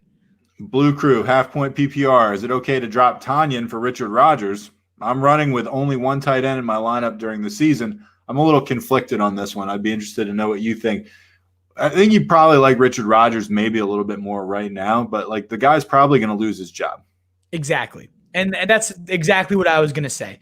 1 week, this week, Rodgers, Dick Rod, is going to be better. Unless, I mean, there's still the risk Dallas Goedert makes it back for Sunday. Well, there's also the possibility Tanyan has 3 touchdowns, but let's assume Goddard's not coming back today. But he's still going to lose his job, right? Richard Rodgers is absolutely losing his job to Goddard. Right. Yeah, Goddard's a monster.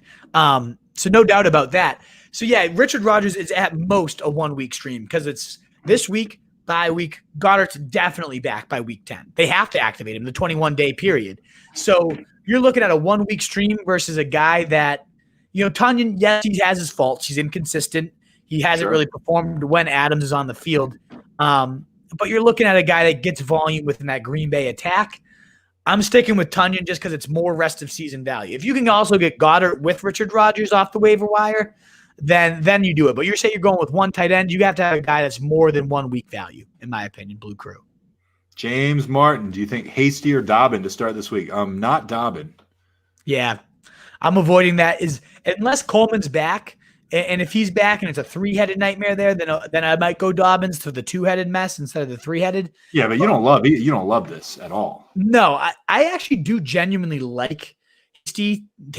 I can tell. He's gotten a lot of name drops on this show. If no Coleman, if it's just Hasty and McKinnon, I think Hasty will get 15 to 20 even touches, and he's been ripping 8 yards a touch so far. I love Hasty. I love how he's looked. If it's just Tim and McKinnon, then to me it's a no-brainer. It's Hasty. If it becomes a 3-headed there, then I'm probably just going to roll Dobbins and hope they unleash this guy. Okay. John Harper, I have Mixon, Ronald Jones, Robbie Anderson, and Mike Thomas. Who should be the wide receiver 2? Who should be flex? Dangerous going with Thomas in any respect right now. Yeah. I don't know. What do you think? I mean, Mixon too. That's sketchy. I think this question might end up just getting answered for you in the fact that there's a decent 2 of chance them might be out. Mixon and Thomas might both be out. Now, I'm almost positive Michael Thomas isn't going to play. So Let's pretend Mixon's in. I'm going Robbie Anderson Mixon there. Anderson has to be locked in to the wide receiver 2 spot. Yep. Like that has to happen. He's playing Thursday night, and you can't miss a chance against the Falcons. Like that again, the best team to target for a passing game. So then that will give you the flexibility to then see for your flex. Is it Mixon? Is it Ronald Jones? Is it Thomas? If Mixon's in, it's him. Against Tennessee, you got to go him. If Thomas is in, I probably play him over Ronald Jones. I was so into Ronald Jones, and then Fournette came in and saw more touches. It's like, man, that's the last thing you wanted to see as a Ronald Jones owner. But you might just ultimately force into starting Ronald Jones anyways because you have no other options. So Anderson's the only lock here. And then it comes down to, do either of the other 2 play? Because if they do, they're probably in. And if they don't, hey, Ronald Jones, why not? Agree completely. Kyle Tuneberg, I think the loss with the second highest points should be a sharp loss because scoring that much, you think you might squeak one out, and then the worst thing happens. I'll tell you what, you're the first suggestion we've gotten, so you're the leader in the clubhouse right now. Leader in the clubhouse. I don't hate it, but the one thing is like, when you lose, but you put up a lot of points, like being associated with shit doesn't seem right. Like it should be some sort of. It's more like you got screwed. Like exactly. It's more like a sense of anger. It's like exactly. Like I get the idea of squeaking this is so fucking unfair. Like I'd have beaten anybody else in the league. This is fucking bullshit. I'm so angry. Right. Right. That's exactly. I think that's more the tone we're looking for. But thanks for the attempt, Kyle. Exactly. Stephen Cap, Bridgewater, or Allen. What if this is Josh Allen? I think it's Josh Allen. Yeah. I wonder if this is Capitalupo. If so, what's up, Steve Cap? I go Bridgewater there. I love that Atlanta defense matchup. Allen has been. If I wasn't going, whoever I went lower at quarterback, who did I go? I don't even remember. He's not in your elite. Matthew Stafford. Yeah. Remember when he was in your elite guys when we started doing the pod this year, week 4, week 5, something like that. We had 5 guys, and we were like, oh, he's one of them. Not one of them, right? Deservedly so too. He literally. Let's look at it real quick. quarterback 3, quarterback 3, quarterback 3, quarterback 6, quarterback 15, 17, 20. So the dude's been shitting himself. It's not a great trend. Not a great trend. And now he gets a New England team that is terrible. Terrible in general, but actually good against quarterbacks this year. Bottom 3 matchup. So the hardest matchup he's faced in weeks, and he's been shitting himself. I don't want anything to do with that. Whereas I get Bridgewater, who's thriving right now and facing the easiest possible matchup. Don't go with the yesteryear points. Yesteryear. When was the last time I used the fucking term yesteryear? Well played. Go with Bridgewater. Stick to the present. Don't stay in the yesteryear. Will Massey. Has Single Nuts lost his starting job in Buffalo? What an asshole he is. Wish you could bet over or under on ESPN's projected point totals. I would actually also enjoy that. I'd love to bet over or under on some of these because sometimes you see some and you're like, yeah, I don't think that. For instance, I'd love to go under on Jerick McKinnon this week. What's he projected for on ESPN? 12, I think. He's 13 on Yahoo. I would put my fucking nutsack on the line. It's not much, but you could cut it off and it would hurt. There's no way McKinnon's going to run for like 170 and 2 touchdowns this weekend. I know. And we're going to be back on the show next week. Sans our nut bags. Yeah, exactly. But anyway, I agree, Will. How are they projecting a dude that's literally put up 0, 3 and negative points to put up 13? I think that'd be a great out of his jib.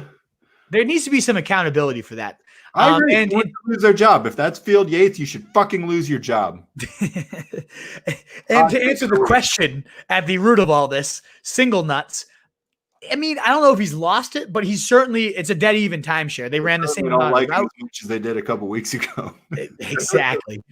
His job is gone. So yeah. Mitch Chavez at Truth. I've got Godwin and A-Rob as well. Yeah. Know how you feel. Moved Godwin to IR this week and grabbed Ayuk off waivers. Yeah, Ayuk has done a little time on my team from time to time. I've dropped him a couple of times, picked him back up. I don't have him anymore. I don't have room for him on a Godwin on IR right now. My IR is currently filled by Goddard and Jalen Reagor, as per the Wolves' suggestion. But I'm glad to hear you're suffering in some of the ways I am. Absolutely. And I mean, Nat, if Ayuk is on your waiver wire, then you got to go get him. He's facing Seattle. Listen, man. Let's back up a second because I've picked him up twice already at the advice of the Roto Street Journal. You know, you're obviously my Bible on this stuff. I picked him up. He's been okay. Like I can see that he's a talent. I really can. I can see that he's a talent. I'm not sure I would be starting him, and I'm not sure I can afford a roster spot for him. I've thought about getting him, but let me give you 2 quick points. Give it to me. One, Deebo Samuel's not playing. Yep. So clear-cut volume going to him for the receiver. We know Kittle's the number 1 receiver, but it's going to him. And normally Kittle's the number 1 receiver, but he's also facing Seattle this week, who gives up it's literally another stratosphere. How many points more they give up to wide receivers than any other team in the league. So everything's scripted this week for Brandon Ayuk to go completely ballistic. He's in my top 20 receivers. If you can, I mean, honestly, as much as I love Reagor, and I was just saying he could potentially be this year's Odell style rookie. If you could move Godwin to your IR and you had to cut Reagor to have a chance to start Ayuk, if you're struggling, especially, and you said you were for starters this week, if he's out there, I think you have to go get him. Right? But see, Godwin's not. I don't think Godwin's going to be injured for 3 weeks. I don't think I can put him on IR. You're not allowed to put him. Yeah, I think I can put guys on IR if they're have IR next to their name, and Godwin doesn't right now. He's just got an O next to his name. But I'll maybe keep an eye on Ayuk. Maybe we'll see if he's still there. I don't know if he is. Like I said, he's spent a little bit of time on my team this year. Yeah, Will Massey. I know you're in Truce League. If Ayuk's out there, go get him. Will Massey and I are currently tied at 6-1 on the top of the leaderboard. Although a big Roto Street fan and the Roto Street host himself. When we played each other, I beat him by 100. I'm just putting it out there. Scotty, Chris, love you guys for keeping it real. Former military vet with a question: Higgins or Corey Davis? I don't know how long you've been listening to the show, Scotty, Chris, but the Wolf hates Corey Davis. So here's the deal on that one, though. As much as I do, I'm just saying in the past, he's somebody that you've hated more than just about any player. Him and more than anybody, more than anyone out there. But But one, thank you for your service, Chris. Appreciate what you've done. 2, T. Higgins. I don't know. What's funny now is you actually have to clarify the Higgins because Rashard Higgins is genuinely relevant these days. I assumed that he meant T. And if it's T, then it's T. I will never not answer T. Higgins in most of these questions. I absolutely adore T. Higgins. If it's Rashard Higgins, and again, to come back to the hatred, I absolutely despise and have spit some of the most vehement stuff against Corey Davis as I have about pretty much any other human being, like the worst of things I've said. And all that being said, for whatever reason this year, maybe it's a contract year and the motherfucker finally has some motivation. I mean, he's put up in his starts 17, 13, 12, and 16. That's not nothing. That's not nothing after years of giving you nothing. And now he gets a Cincy team that gives up, I think, the 5th or 6th most perimeter-specific receivers. You're looking at another double-digit day. So if it's Rashard versus Corey, as much as I hate this fucker, I'm going to go Corey Davis, and I'm going to just say I don't know if I hate him as much as I used to because he's actually decent and consistent this year. I want to hate him, and I don't. We have to eat our words every now and then on this show. I agree with you. If it's Rashard, which I didn't even consider, I'm going Corey Davis. If it's T, I'm going T. Exactly. Mike Clay, what are Tasty Hasty's legs looking like, Wolf? I actually don't know what is it. I know he's coming at me because of fucking AJ Dillon and me falling for that pair of tree trunks. I don't think Hasty has. No, I just pulled them up. They're looking pretty spindly. Not my type, but maybe that's what I need. Maybe I need to change the fucking pace and stop falling for that. Those thick boy runners. I need the spindly little quick guys. The legs aren't the selling point for Hasty though, not at all. And that's probably a good thing. K Cool Whip 27. Am I crazy for starting Herbert over Josh Allen this week? No. You're crazy for starting Allen over Herbert at this point. You might be crazy for asking us, but exactly. If you want to be validated, we will validate you. No, you should definitely start Herbert. You would be crazy to go the opposite, in my opinion. Mike Clay, drop Lamb for Rieger? You're not the first person to ask. Maybe. You're not the first person to ask. I ask, do you think you have the ability to wait it out another week? Is your league smart enough to go get Rager? Because if not, the trade deadline's next week. How many people in your league watch this show? Yeah, exactly. I don't think too many because people don't like to share us. We're the secret weapons, and I understand that. But nobody I've turned on to the show then tells their friends. No, and I understand the reasoning why. If you have any buddies that you're not competing against, then share us, please. But I get it. I want to win you your league, Mike, because you're a loyal fan here. I would say this. The trade deadline being next week, I want to see 2 things. Is Gallup traded? Because there's definitely rumblings of him going to Green Bay or him, cheap contract and a playoff team, the Saints. If that happens, then now you got Lamb in the clear cut. He's already the number 2 clear cut, but then it's like they really have no one else to actually throw to. That would help him. But far more so than that, as we've speculated on the show a couple times, if Fitzmagic goes there and ignites this offense, I'd rather have Lamb for the rest of the season with Fitzmagic. So I'd like to see what happens. But if all things remain equal, the same as they are right now, rest of season, I'd much rather have Rager too. So if you can take the weight through the trade deadline next week, then you take it and you see what happens for Lamb's value. If not, in a vacuum, I'd probably cut Lamb for Rager. Yes. It's tough though. That's a tough question. Ben Tomzik, Jamal Williams is available in my league. Should I drop Hasty or McKinnon to pick him up? Yes. I know what you're going to say, Wolf. 100%. 100% McKinnon because he's a fucker. But both of them, yes. Neither one is worth owning over Jamal Williams, who will be a running back. Again, running back 13 in my rankings and probably even outscore that this week if he is the starter. Steven Hernandez, PPR, Gurley, Hasty, or Bell? It's Gurley.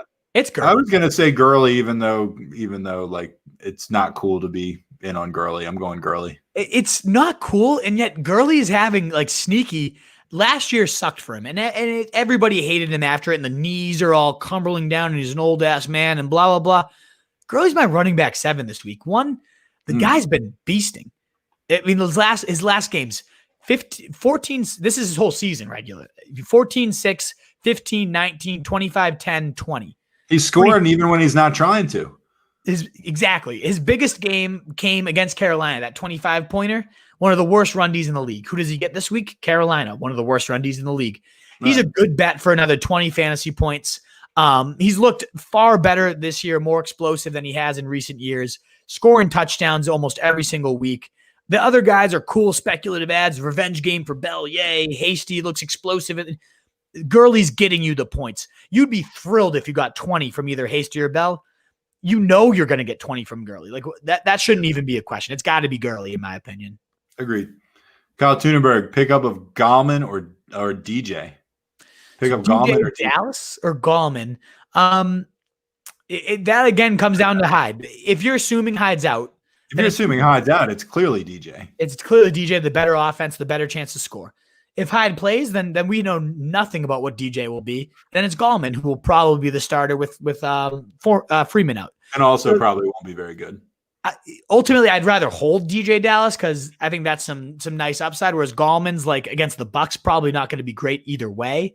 But yeah, DJ Dallas most likely because I think Hyde sits. Plague, maybe Plaque. Either way, combination of the two. We'll see MC play. What do you think? I sure hope so. And honestly, I think he does. I think they get him back going. What better matchup to get him back in the gears going again than fucking Atlanta? Like, get him going. I hope so. But then it could also flip the other way. It's like, well, why rush him when we're only facing Atlanta too? So it could go either way. But yeah, I think he does. Okay, Cool Whip 27 insider info. DiNucci, Cowboys quarterback. We know he's a JMU boy. About to feed CeeDee Lamb 10 targets. Adjust rankings accordingly. So what's your insider info? His insider info is that DiNucci's going to feed CeeDee Lamb 10 targets. I'd like to know where that's coming from and why. So I'll tell you what. If this pans out, then next show when you give us insider info, we'll take it more seriously. But it's on our radar now. You'll be hired as our Adam Schefter K Cool Whip if that's the case. Mike Clay, dude came to me trying to trade Zeke for J-Rob and AJ. I was dying. Yeah, that's the thing is, I don't even know if he's talking about AJ Brown or AJ Green, and either way, it's a terrible deal. That's how bad of a deal it is. Yeah, that's not a good offer. Like J-Rob Robinson's like right there, and it is AJ Brown, which just makes me that much. Oh, that's crazy. I can't drop CD. This is still Mike Clay. Too talented. Will bounce back. I'll wait until after this week and drop Ayuk for Rager. I like that play. If you know Rager's going to be there next week, then you wait it out and let's see what happens with CD. And let's see what happens with Ayuk. You're talking like, oh, he's going to blow up. We'll see. I think he does. And Mike finishes up with first place, baby. Good job, Mike. I think it's the Eagles. I think he's talking about the Eagles, actually. Fuck the Eagles. Oh, there is a bird there. James Martin, trade Amari Cooper. I don't ever know what to make of these stupid questions. Like, sorry, James. Thank you for your view, and we appreciate you being here and your questions and everything. But like, what are you getting for? What do you write? Exactly. Give me a hypothetical, and I'll do my best to answer it. As far as trade Amari Cooper, there's an ass ton of guys you should trade him for, and there's an ass ton of guys you shouldn't trade him for. Exactly. So, I don't know. Give us a vague question. Give me a little bit more, and we'll try to help you out. Exactly. Vague questions get vague answers. If it's a good offer, yes. If it's a bad offer, no. Like I'd like the idea of selling Cowboys. I will give you this. I'll give you a little nugget, James Martin. I do think of all the weapons, Amari Cooper might end up being the most QB proof because it's kind of like Devontae Adams' role, Jordy Nelson's role, where we saw those guys under McCarthy, even if Rodgers got hurt, they have that one alpha they target no matter who's there. And we saw that last week with DiNucci and with fucking Dalton. So I think Cooper of all those ones is the one I'm the least worried about. But that being said, again, I can't give you much more than that. Christiana Freeman. I just traded AJ Green in Boston for A-Rod.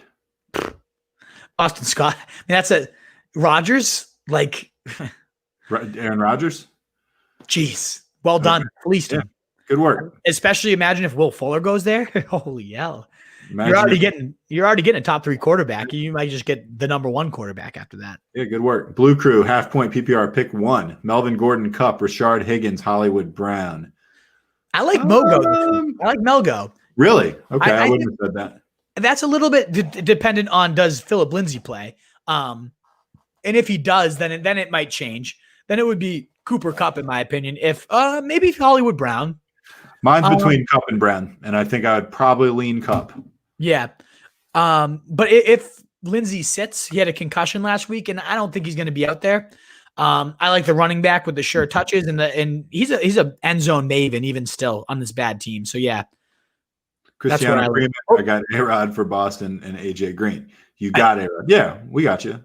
Good job. Oh yeah, I think I re-clicked it. Hold on, it jumped on me. No, because the words are backwards now. It's just rephrased. Hold on, where were we? Here we go. Coop Dog. Brandon Ayuk, or Amari Cooper this week at flex. You said you like Ayuk. You said he's a top 20 guy, so I'm assuming that's where you're going. Yeah, it's close because Cooper's obviously been a steady, consistent force. This is how close it comes down to. I have Ayuk at 21 and Cooper at 22. Oh, so really? It's damn close. It's damn close. Okay, so when you say he's a top 20 wide receiver, it's not actually true. Yeah, I mean, well, you look at it, it's he's like close to it. So it's one of those things where Travis Fulgham might get bumped down if Jalen Reagor is playing. Deontay Johnson a little dinged up. So Ayuk's probably going to work his way in my top 20. Is what I should. Right. Yes. All right. That's what you should have said. Yes. Blue Crew, PPR 10 team. I'm already deep at wide receiver. Would you drop Claypool for Hyde, Dallas, or Malcolm Brown? Isn't it funny how the Claypool stock has dropped? This is a guy we were willing to mortgage the franchise on not too long ago. I'm just going to tell you right now, I don't think I would. I think I'd hang on to Claypool. Close. I think I'd hang on to Claypool. Don't be scared. Deontay Johnson is clearly pretty injury prone. He hasn't made it through a full game like all year. So one, that's working in Claypool's favor. And two, there's going to be a world where Deontay and Claypool can coexist. I know it was like Deontay came back, 15 targets, Claypool nothing. That was as extreme as I think we're going to see. They're going to find a way to have all these guys work together. And for that crap, Malcolm Brown, Dallas, DJ Carlos Hyde, who might not even play, who I've already blown my wad on. Exactly. Like if we're guaranteed Hyde, okay, maybe if you're desperate at running back, but like even so, Hyde's a rental. Like nobody thinks Hyde's going to keep this job. It doesn't seem like Carson is badly hurt. It seems like he might miss a game or two. Claypool's a guy that has major upside. He's dripping with upside. Right. Like you said, you thought this is a guy who'd be zeroed in for the rest of the year as a wide receiver one, probably. He had a bad week after that. Let's not get too crazy and get rid of him yet. Exactly. And just a reminder too, those of you tuned in, if you're willing to smash that thumbs up button for us, again, we're burning over 2 hours at this point. I know. And we love it. We're not begging, it's not like we're pity us. We love this shit, but it just really helps us out. If you want to pity us, it's fine. I said it's fine with me if you want to pity us. We've been out here performing for you for 112 freaking minutes. Yes, exactly. So give us that pity thumbs up or that just genuine thumbs up, whatever way you want to do it. Toss us a pity like, toss us a genuine like. I don't give a shit, but it helps us get discovered, and it would mean the world regardless of where you're at. If you can give this a thumbs up, a share, get some people in here. We love it. So thank you guys again for sharing your Wednesday night with us. We greatly appreciate it. And we're going to keep answering. Thumbs up us. Give us thumbs up. Mitch Chavez. Herbert's been incredible. As of late, only Mahomes in his 18 year. What's that? 2018? In his 18 year, first year playing has looked better in a first year playing. Got a little jumbled in the middle there, Mitch. I'm not sure, but I agree with your general point, which is Herbert has been incredible. And Mahomes, not a bad comp, honestly. Exactly. I mean, that's how crazy good this guy looks. It's insane that it could get to that level. But coming out with those type of balls and playing the way he is right now, Mahomes remember that game against Denver? That's what had us so high on Mahomes in 2018 as a rookie. You must mean 2018. Okay. Yeah, against Dallas, he was a rookie. I mean, Denver. Week 17, he had no weapons and still beat Denver and led them down the field on a huge charge and showed this arm that we're just like, this is insane. I wonder who Denver's quarterback was then. It was Alex Smith. Denver's quarterback was Alex Smith? Denver. I thought you said who's the starting I don't give a shit about the Chiefs. I want to know what moron was the – I mean, the quarterbacks have not been great in Denver. Probably they beat Denver. It's Osweiler. There's no way he was still playing at the end of the season. I don't know. He only started for Denver a couple times because he was so terrible. Here's an answer. Who gives a fuck? Because Denver sucks, Nat. Your fucking team is awful. Stop it. Kush T, can someone rate this trade? Receive Julio Jones for Cooper and Ayuk. I'd rather have Julio. I'd rather have Julio. So if you're on the Julio side, good. Well done. Robert Moreno, would you drop Darius Slayton for Rashard Higgins or Nelson Aguilar?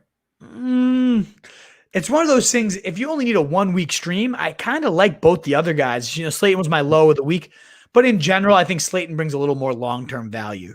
I agree with that answer. Marco Escobar, thanks for the Rager tip. Are you worried about Jonnu Smith? No, because one, tight end's so fucking barren, and two, Jonnu was so good. He's a little dinged up. He gets Cincy this week, and they're like literally the most points to tight ends since he's allowed. This is his get right spot. He's gonna smash. Jack Mihelich, fellas, Wolfie got a juicy one on the line. ... I'm listening. James Robinson for CEH, Godwin, and Herbert. Half-point PPR.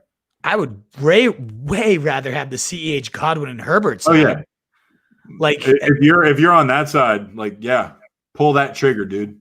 If you can get CEH, Godwin, and Herbert for James Robinson, and don't CEH for James Robinson's not a terrible deal. Exactly. Then you get the god of Herbert, and then eventually Godwin will give you some decent games, I think. Godwin's been great when he plays. Even if he wasn't in that trade, I'd rather have CEH and Herbert. So then you mix in a guy that should be a top 15 receiver every time he plays. I'd rather have CEH and Godwin. Yeah, exactly. Give me any combination of these other guys with CEH, I'm doing it. So I hope that's the side you're on. Yes, exactly. Sarah Riley, I need 2, Robbie Anderson, Jefferson, Robert Woods, or Fulgham. Clearly, we're going Anderson. Yeah, Anderson's the lock against Atlanta. Jefferson's a tricky one to rank this week because one of those two, whether it's Thielen or whether it's Jefferson, is going to draw Jair Alexander. And Thielen actually has a decent history against him. But in general, Jair this year has been lockdown city. Fulgham, you got to wait it out till Sunday night, which kind of is tough. But if he's the only guy, I mean, he's seen 10 straight targets in 3 straight weeks and gets now a Dallas team that just obviously is horrible, the 5th most points to receivers. So Fulgham has everything set up for him. I have him a little bit higher than these other 2 guys. If Rager comes back, I might lean Jefferson because Jefferson, whoever doesn't get Jair Alexander on that Green Bay side is going to roast, whether that's Thielen or Jefferson. My initial gut reaction right now is Robbie Anderson and Fulgham, but check back in, as I'm sure you will, on Sunday. Giuseppe Rousseau, Tevin Coleman or Gus Edwards, flex PPR, or drop Edwards for Greg Ward, Hardman, or Traquan Smith PPR. Ugh, gross. Yeah, so one, we don't know what Tevin Coleman's status is. Right. And I don't think I wouldn't trust him week 1 anyways. I like Gus this week, assuming Ingram's out. I like Gus in that group. I don't like Gus globally. I think in this group of players throughout, Gus might be your best guy. Right. Then I'm never going to Hardman, even though he might score a deep one against the Jets. If good luck. You're against I've already been burned by that. I don't hate if Rager sits. I don't hate Greg Ward against Dallas. That's a game where he'll put up 18 points. I don't hate him. I'd rather have Gus. Than Greg? I'd rather have Greg Rager than Gus. Okay. But I'd rather hold on to Gus for right now and see what happens. Okay. This is a wait and see, Giuseppe. We already did that one. Oh yeah, my boys always. Thanks for the help. Thank you for watching. Give us a smash the like button. Kyle Tuneberg, crop is ready. You boys can come over whenever. Thanks, man. I'm going to hold you to that one of these days if I'm out east.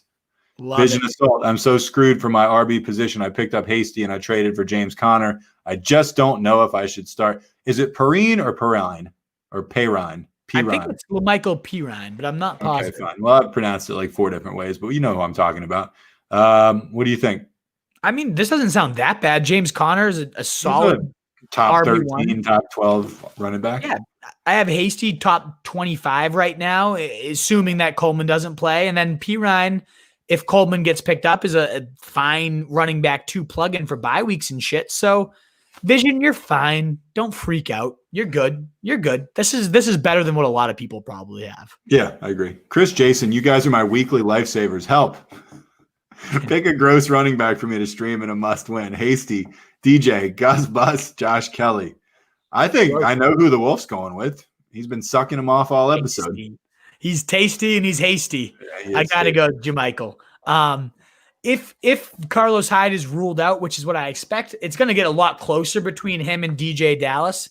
And then again, Ingram getting ruled out, the Gus Buses will see 15 carries. But Hasty is my personal favorite. Just getting any action in that zone scheme, even when it's the wrong guy, it's just fun. So that's what I go with. Eric L. Smith, if you're losing and need to trade away a stud, is it best to do two guys that have the potential to outscore the stud you are trading away? Only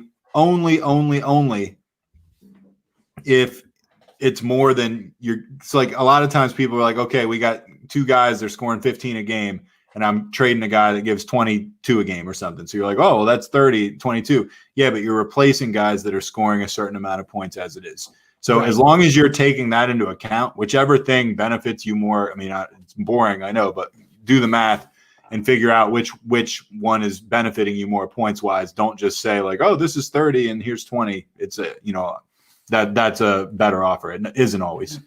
Exactly. You got to consider the replacement, the win above replacement, points above replacement. And then you also have to consider what's their schedule like, the two guys you're getting. Do they have some cakewalk matchups? If you're in win now mode, but these guys are facing, the Steelers, the Ravens, these tough matchups, then it just doesn't make sense. So usually I would say I always want to be on the stud of the side, the side of the stud of the side. But if you're in win now mode and you got a couple guys with juicy, next few weeks, then yeah, I like it. Inceptivus one, trade Freeman for Edmonds. Edmonds is way better, man. Way better. Yeah. Way better. Edmonds, I mean, you're going to get like 3 to 4 blowups until Drake's back. And way better. Like, I don't even look. It's not a guarantee that Drake's going to come back and just replace this guy after all these exactly. That's an absolute no brainer. Yeah, and exactly, absolutely agree with all that. Mike Clay, should I trade Gibson for Herbert? I have CMC, J-Rob, Henderson, Gibson, Scott, Jamal Williams, and my relievers. Ooh, you got some relievers there, huh? I'm assuming he means receivers are stacked. Yeah, I mean, look, I think Gibson's trending 100% the right way. Anyone with eyes that watched him run this weekend. Herbert. You love Herbert, though. I love Herbert so much. I mean, number 5 rest of season quarterback in my big board. And if you're shitty at quarterback and you're that stacked at running back, this is the definition of team value and then individual. That trade tip we went over for your team. If your quarterback's shitty, as good as Gibson is, and as much as I think he's trending the right way, you got guys that you're probably going to have in over him most of the time anyways. So yeah, I think I go Herbert here over Gibson. In a vacuum, it's typically Gibson for me. It would depend on your quarterback needs, but I'm guessing if you're asking this question, I think you lost Dak, if I remember correctly, Mike. I lost Dak too, Mike. Yeah, so you probably need that Herbert injection. And just like that, we're 2 hours and 2 minutes into the broadcast. Jose A. Badia, any faith on Dobbins this year? I mean, we got to this earlier. They'd have to lose a couple running backs for me to get too excited about Dobbins. I do think he's the best one of the bunch. Exactly. I'm not going to go into my full take. Just go to the front of the pod and rewatch it, Jose, because you wouldn't ask this question if you were a full-time viewer here. But no, I think Dobbins is such a versatile runner. He can fit this scheme perfectly. It's just a matter of the volume. I think he sees it this week and could potentially run away with the job. If that happens, he'll be the 2020 Miles Sanders. If it doesn't, it's never going to happen. This is a pretty critical week, and it's a tough time because it's against Pittsburgh, but I could see him really running away with it this week. So yes, definitely worth a stash and a desperation flex. But it could also be just pure shit the rest of the year. This is where we find out when Ingram sits. Cody Hoxie, do you like Rieger, Scotty Miller, or Rashard Higgins this week? I need one if Crowder doesn't play. I don't think Rieger is a play for this week necessarily. But the thing is, he faces Dallas, so if he's in, yeah, but he's on IR. And we won't know because they play Sunday night, so he's a tough one to wait it out for. If he's confirmed and he's in coming into the night, I think I play him over these guys. I don't like Scotty Miller. Everybody goes all in on him when Godwin's out. Oh, he's got the slot to himself. He's put up 0 and 1 the 2 times Godwin's missed. So, like, for whatever reason, Antonio Brown gets there, he's going to lose his fucking job. Oh, he's nothing. It's a 1 week streamer here. For Crowder if he doesn't play. Scotty Miller, maybe this is the week he goes off without Godwin, but he has not done it yet. I put my faith in him and been burned too many times. I would go either of these guys. I'd go Rager first if he plays. I'd go Higgins if he doesn't. And I'd go Crowder over all 3 if he plays. Vision Assault, Fulgram, Aguilar, Ayuk, pick 2, full PPR. I'm going to go Ayuk and I'm going to go Fulgham. Yeah, I like Aguilar too. He's my Hail Mary of the week, but I'm going to go Ayuk and Fulgham. Math Quest. or Meth Quest. I don't know which. If Tevin Coleman returns this week or just whenever he does return, will he be the lead back in San Francisco? I think a lot of that's going to depend on what happens here. Now, if our boy Jerick McKinnon runs for 185 yards and 2 touchdowns, he might lock it. But if he does, he might Don't lock you say it. That. If Tasty is as tasty as we think he is, that will draw it into question. I think it's impossible to answer that until you see what these other guys do. And I do think, obviously, long term, it's Mostert's job as long as he's healthy too. Yep. Mostert's been too good to just hand it over, so you might get a week of Tevin Coleman as the starter at best. I don't think that's going to last too long. Ben Tomzik just made a trade in my PPR league. I traded Kyler Murray, Mixon, and Bernard for Derrick Henry and Godwin. I have Lamar Jackson as my quote-unquote backup. Thoughts? Well, when you got a backup like that, it gives you a lot of flexibility to fool around a little bit, So I like it. Definitely. I like it. I mean, Kyler's so good. I kind of wish I did Lamar Jackson here instead of Kyler. I'd rather have Kyler on my team. But he got Derrick Henry. Yeah, so that's the thing. Is like I would much rather. I mean, Derrick Henry's number 2 on my rest of season big board. The definition of a tank that's just never going to get hurt. Like he's Godwin's healthy. He's a top 15 wide receiver, probably. Exactly. So I like this trade in a vacuum, given your backup. I wish Godwin was healthier. I wish Godwin I had a little more faith in, but even still, for your team, again, team value versus individual talent, like scores, this one really works out for your team. People that haven't been with RSJ for a while, I mean, the Wolf has been in on Derrick Henry for a while, including a couple of years where he was dead wrong. Never broke the faith, baby, and now it's panning out. Me either. I went after him. I went into this year. I went into this auction draft, and I said there's 2 players that I'm going to get. And they were Derrick Henry and DK Metcalf. And I was like, I will be getting, and I got them both. I was like, I will get both of those guys. And I'm so glad I did. They're both so fun to root for. Isn't that great on a fantasy team? You get guys you want to root for. Nothing better. That's what it's all about. I love rooting for DK Metcalf. Yes. Especially when he runs down. How terrifying, like him running down. Like, Matt, I still have nightmares for whoever you Buda Baker. Like that was terrifying. That guy, you could see, I mean, obviously he thought he was by himself. Because, I mean, when you're a cornerback and you bust out and there's open field ahead of you, you're not getting caught. Nobody's chasing you. And if they are chasing you, they can't catch you.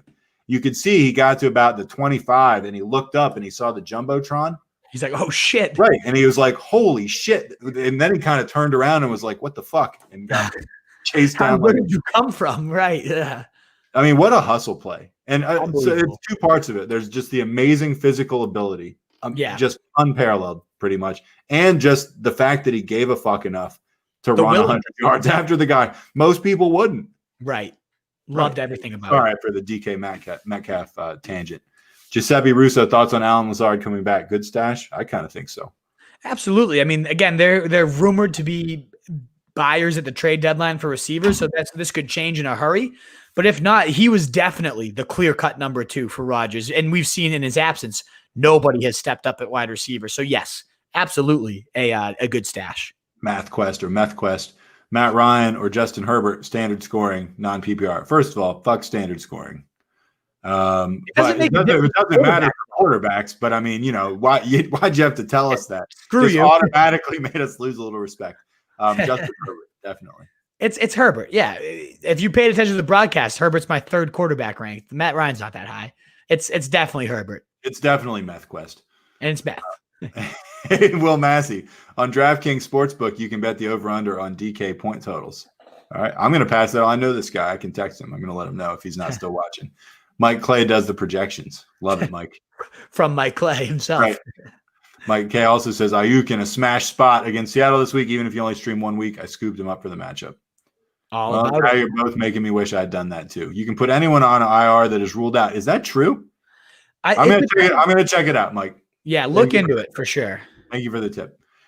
Levi Ta, Lamar, Kamara, Gurley, A.J. Brown, Keenan Allen, Hurst, Allen Robinson, Jay Crowder, Gaskin, Henderson, A.B., Wentz, and Chubb. I'm 3-4. What should I do? Wow, that's a broad question. Yeah, I'm done with that. Listing out your whole fucking team. I mean, your team looks all right, but Like, I don't know. I like your team. What do you mean? What do I do? Is there someone you sit start? Like, are you asking? I'd probably roll with what you got. I mean, but I don't know. Yeah, I don't know enough information. Your team looks pretty good. I'm done. Broderick Fortier, Stafford, Mayfield, or Cousins. I'm thinking Mayfield. I am too. It's not Stafford, our low of the week. Cousins gets Green Bay. They're going to have to throw. It's not Cousins. But okay, Mayfield, like, yay. I got Mayfield in my fucking lineup. Not playing Cincinnati this week. No, exactly. They're facing the Raiders, which isn't. Well, I'm not excited about Mayfield, but look, you're the biggest Mayfield fan on this pod. Shut up. On this pod, come on. Coming into last year, I was way too high. I absolutely drank the Kool-Aid, but it took me, I think, 2 weeks. I jumped out that train. I was the Sam Darnold, Josh Rosen guy. Yeah, we really evaluate our QBs well over here. But to answer that one, I personally go Cousins. I'm going Mayfield, and I don't like it. Eric L. Smith is Marquez Callaway, a decent stash in case something happens to Mike Thomas. I'm not that interested in him. Yeah, he had a decent day, but like not really. And just for this one again, too. We keep going back to this. These guys all fucking suck. So like, right. I told you I don't like it. Who's on your waiver wire? Like, so I've seen Teddy Bridgewater against Atlanta on waiver wires. I mean, Jimmy Garoppolo and Derek Carr out there. I would like any of those guys. Jarvis Landry throws a nice spiral. Yeah, right. I don't like any of those three. There's probably someone on waiver wires, Broderick, that you can get above them. So let us know who that might be. Whether that's Carr, my least favorite, Bridgewater, my most favorite, or right in the middle there. With Jimmy Garoppolo, Clayton Witt, and Wolf. I'm only gonna be able to do a couple more of these. Holy shit, we still have so many. Fuck. Do we really? I'm sorry, dude. I'm 2 hours. No, you can head out. We're 2:15 into it. We get a lot. A bunch more to do. How many more do we have to do? Looks like a nice 20 or so. I'll rip through them if you got to run. I'm probably gonna have to run. I wouldn't really. That's all good. I get it. But let's do a couple more. They're long in bed. Yeah. Clayton Witt, PPR, pick 2, Boston Scott, Gio, Jamal Williams, assuming Mixon and Jones are both out. Gio. That's a tough one because that's like the definition of like the great handcuffs, and all three of them might be the starters this week. Gio and Williams, right? Yeah, I like Boston Scott against Dallas. More than who? See, I think I have Jamal maybe the lowest of these. Really? I'm surprised to hear that.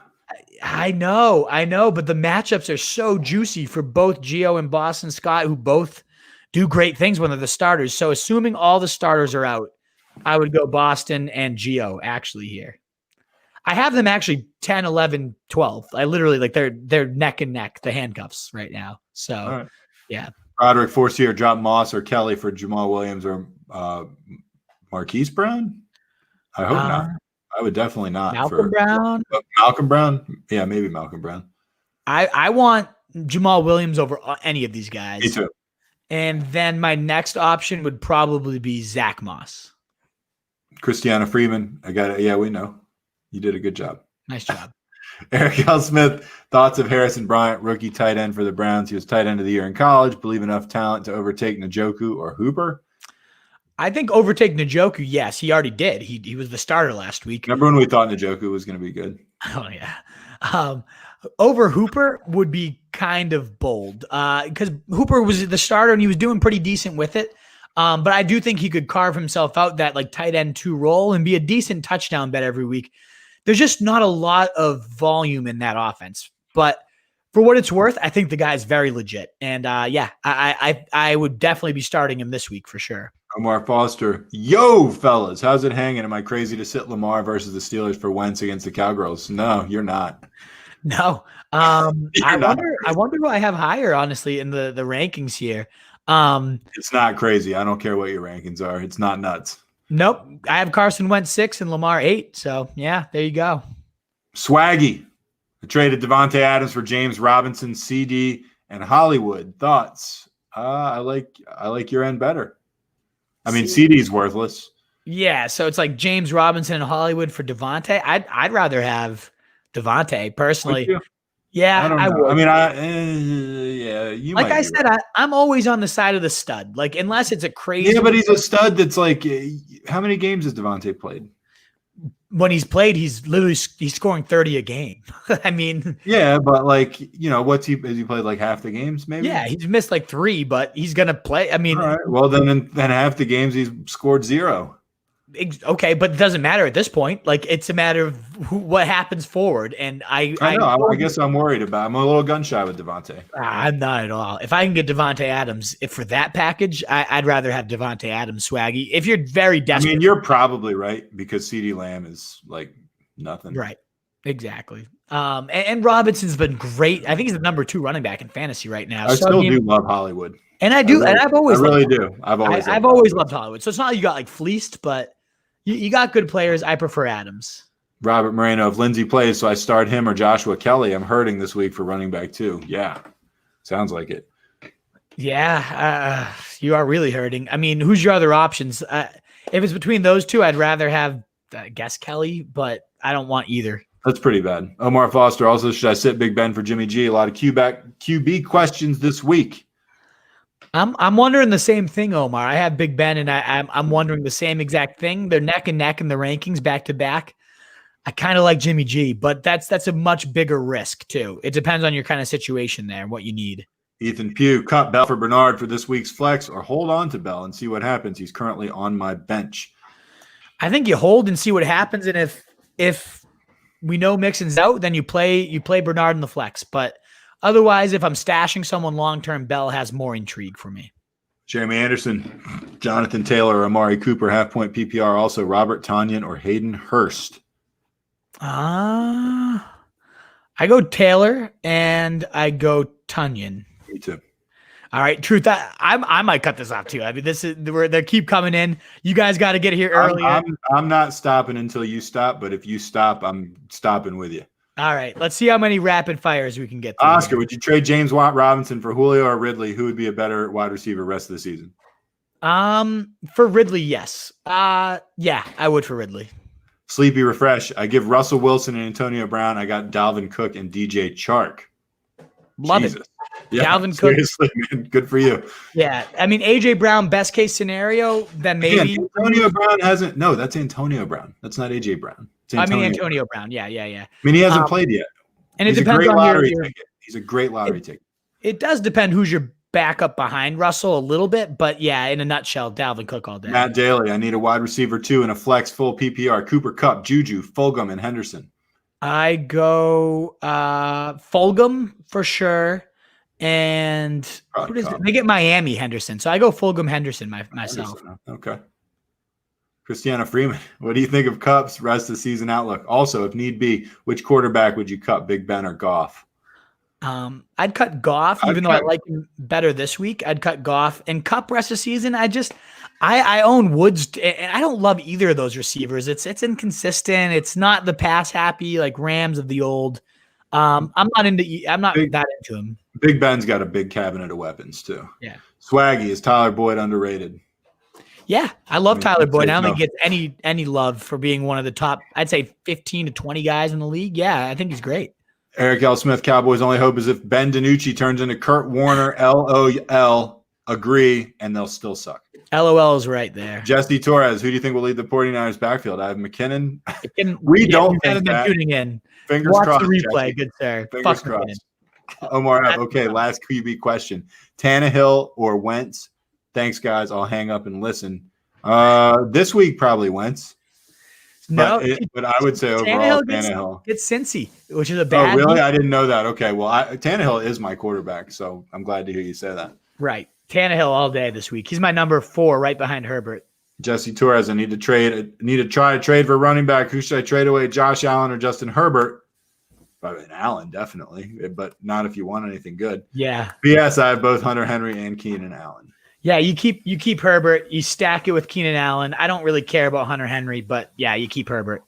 Kyle Tunenberg, how does Devontae Parker fare with the web change this week? He meant QB change and the web change. I don't know. Spider-Man. Wait and see. It's also a tough matchup too because he gets Jalen Ramsey. So I'd rather bench Parker if I could and just see how he does with the QB change. And I also am not going to judge him that hard if he doesn't do great because he's going to have Jalen Ramsey, and that's what we saw with Allen Robinson, one of the toughest matchups you can have. Jesse Torres, pick up Corey Davis, T.Y. Hilton, Scotty Miller, Marvin Jones. Ugh. Yeah. I go Corey Davis. Corey Davis, and it makes me sick. It makes me sick, but I go Corey. Dick Rogers or Harrison Bryant. It's Dick Rod. Unless Goddard's back, it's Dick Rod. And then if he's back, it's Bryant. 909 Orbits. I'm 106 RIP the Dream Boys. Sorry, dude. That's brutal. Sorry, 909. You've been a loyal fan. I hope we haven't led you astray.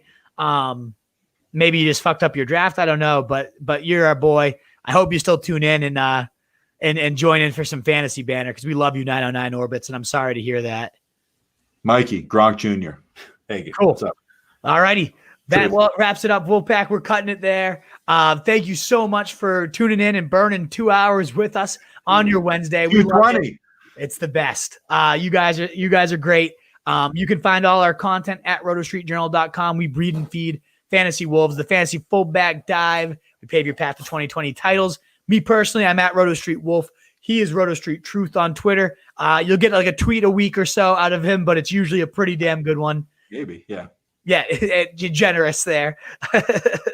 But you can find us. We will be back. I will be back tomorrow updating my rankings, giving you your Thursday night football kickoff. Me and the Truth will be back Sunday night for our kickoff, our post-game rather, not our kickoff tailgate, post-game tailgate. So if you want to see the boys live again, come on, join us for a few beers. We'll all be lubed up on a good Sunday. It's a fun-ass show. So we'll see you guys then. And again, reviews and subscriptions mean the world to us on our pod, and subs on the this YouTube channel especially. We want to get to 1,000.